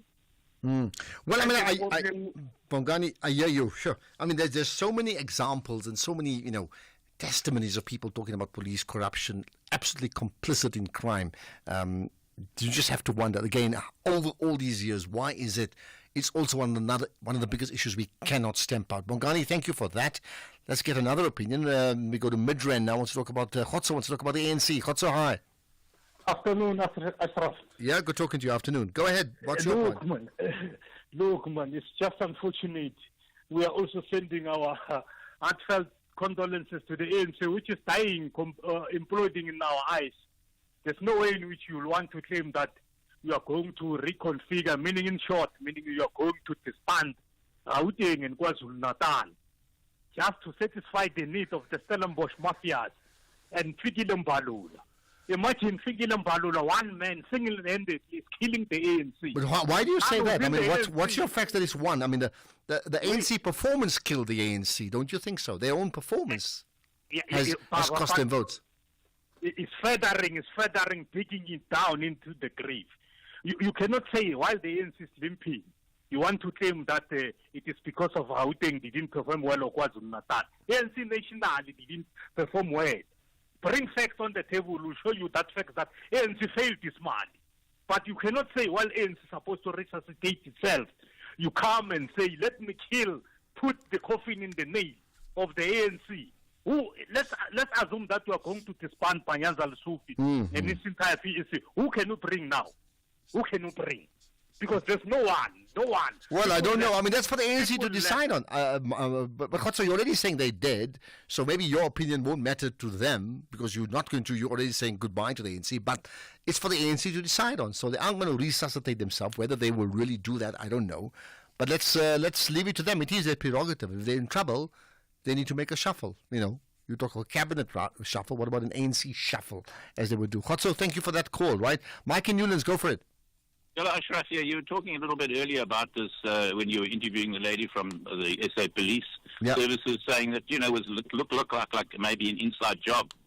And what caught my eye just recently is to give you an idea of just how much trouble we are in with our police and why it's going to be difficult, I think, in future to say there's even one honest policeman left there. Is that recently a 29-year-old female with no police experience, no firearm training, I can't believe this, Ashraf, no driving license, no police administration, no police training. In fact, she has no specialized skills at all. She's 29 years old. She worked at B&W as an admin assistant, and she has now been made a brigadier straight from the street with no training at all. And she is now in crime intelligence. What we also find out, Ashraf, just in conclusion, she had various companies at one time. She's still a director of a company at the moment, which offers technical support. And you will be unsurprised, Ashraf, to learn that her portfolio in her new job as instant brigadier is technical support. I just thought I'd share that with you. Clearly, Mike, you know it all. Well, I'll tell you what, I mean, look, there's no question that the issues of corruption and collusion within the police force is a huge problem. And again, it's one of those issues, like if you set crime aside, then you say corruption within the police is a separate issue of crime, and how that has not been resolved in all these years is just, it's mind-boggling because it undermines the entire state and the running of our country. Mike, thanks for that call. Another thought, Hlabirwa in Sekhukhune. Let's talk about the ANC. Go ahead. Yeah, thank you, Ashraf. Look, man, I just want to take on the issue of ANC. And then for those who are dismissing Fikile Mbalula, that Fikile Mbalula is running the ANC to the ground, which is incorrect and very naive. Fikile is the SC of the ANC. He carries the mandate of the NEC. And it's a proven fact that the ANC has lost election in KwaZulu-Natal and in Gauteng. So any leader has to reassess that and make decision on that. Whether that decision is right or wrong, time will tell us. But people cannot come here and say, no, they're killing the ANC to the grave. What will the leadership have to do? Those two provinces have lost elections. And as such, leadership has to react to that. And they are reacting to that. Well, I agree with you. I mean, that's why I made the point. Like, how do you blame Fikile for everything when the ANC, bigger than Fikile, has actually lost ground as a party? And you are right. I mean, they can't leave it alone and say, things will just work out. Something has to give, isn't it? Yes, they cannot pick on an individual. If you look at the mandate of the SG, he carries it for the NEC. It's the decision of the NEC and communicate that to the public of the ANC.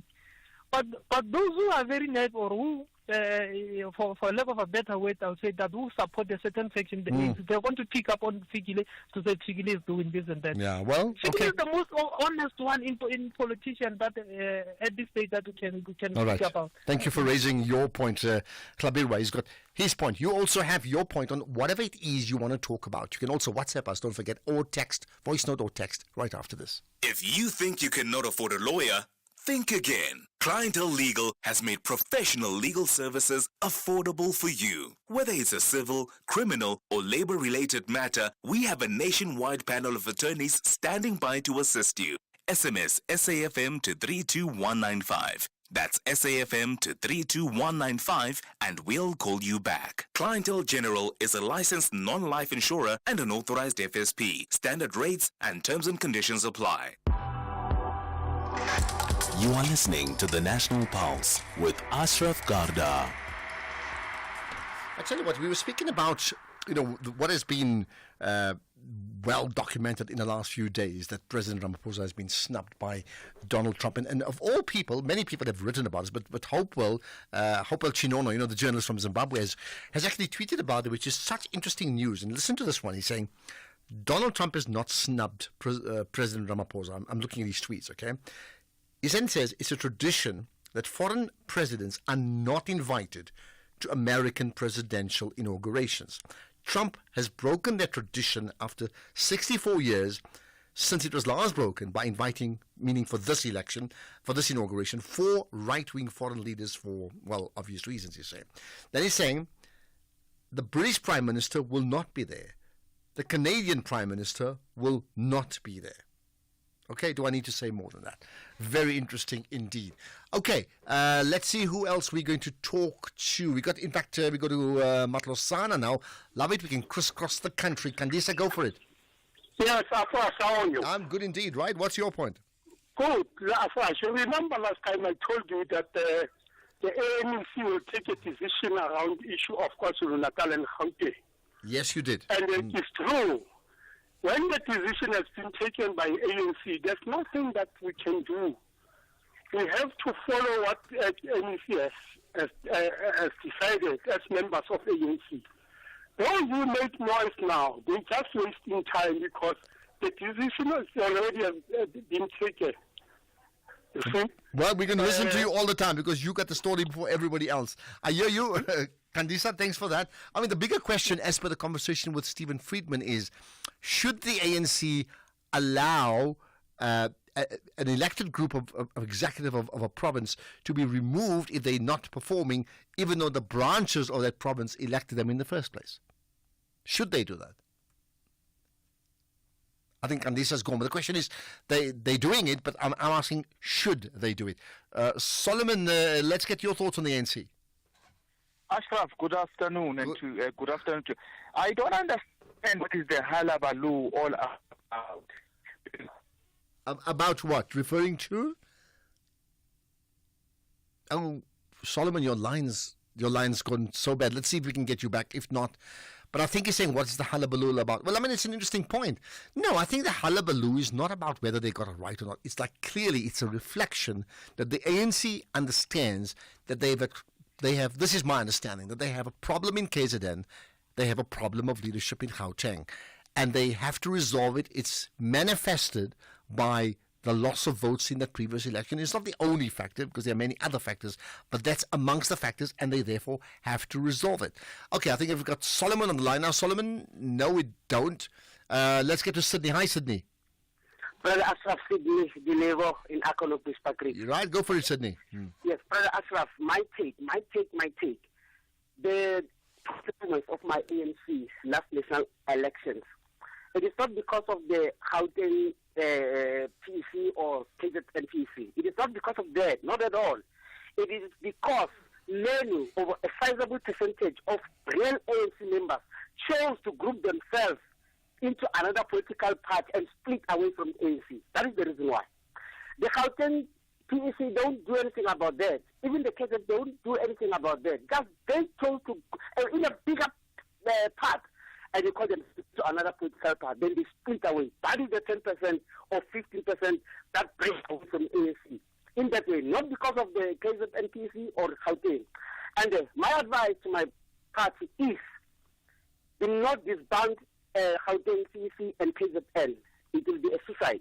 Rather, beef it up, support it, bring the veterans to support the current. If you do that, it will be slower. Well, maybe the existing leaders will come in as part of this, rethinking of it. They haven't been removed, okay, but maybe they will be. So let's see what happens. Certainly in Bushbuck Ridge, I think it is. Solomon in Makanya. Let's see if I can get hold of you now. Solomon, hello. Ashraf, I think I'm more clearer now. Yes, much clearer. Go for it. Yeah, I don't understand what is the hullabaloo all about when to the NEC decision that set over the weekend.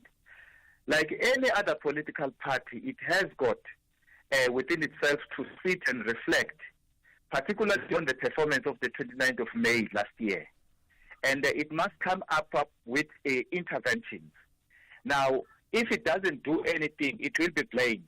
And if it does, it will be blamed as well. So it must, at the end of the day, make some intervention out of the analysis which has pointed out to matters or strategies which has worked for the ANC and those that have not worked. I think what is the matter here, the ANC has been wise to try to strike a balance as opposed to disband and throw people out of office. Try to infuse some experience and some capacity and support the collaboration of all other perceived forces or factions that might be. And I wonder why people are blaming the ANC, because it has suffered a substantial and a far-reaching setback on the 29th of May. It must do something to try Well, I agree. I'm going to move on, Solomon, only because of time, really. My apology for that. I mean, they must move on. So, I mean, I don't know who's making the hullabaloo, but I think when you must understand, on the other hand, when you have an existing premier and there's a chance that he may lose his position, then you must understand people are going to talk about it. Absolutely. Okay, time for a couple of voice notes before we wrap up the show.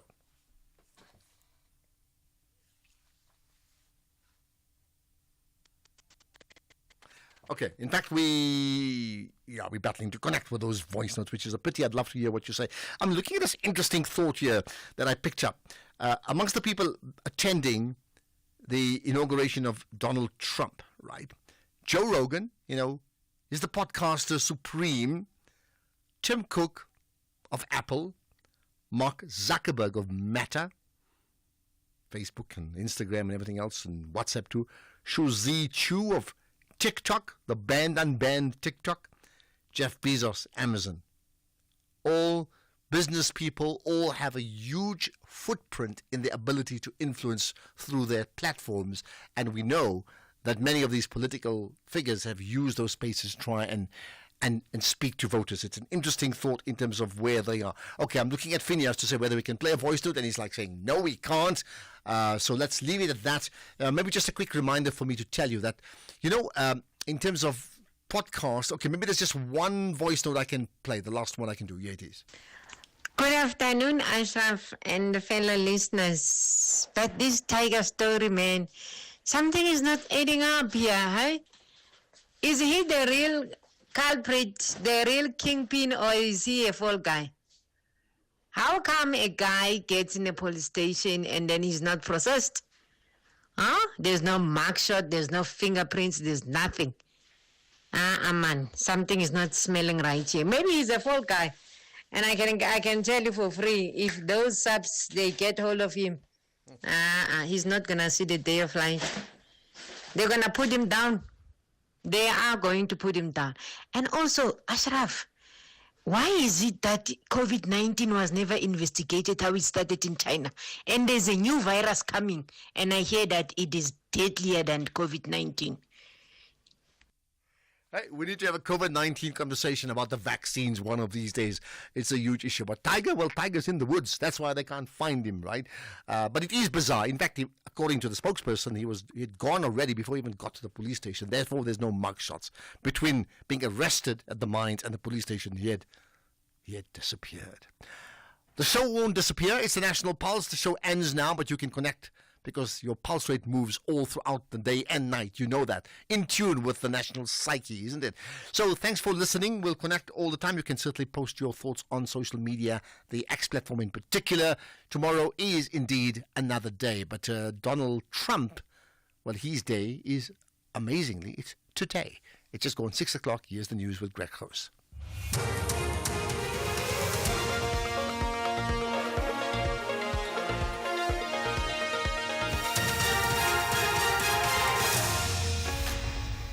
Thank you, Ashraf.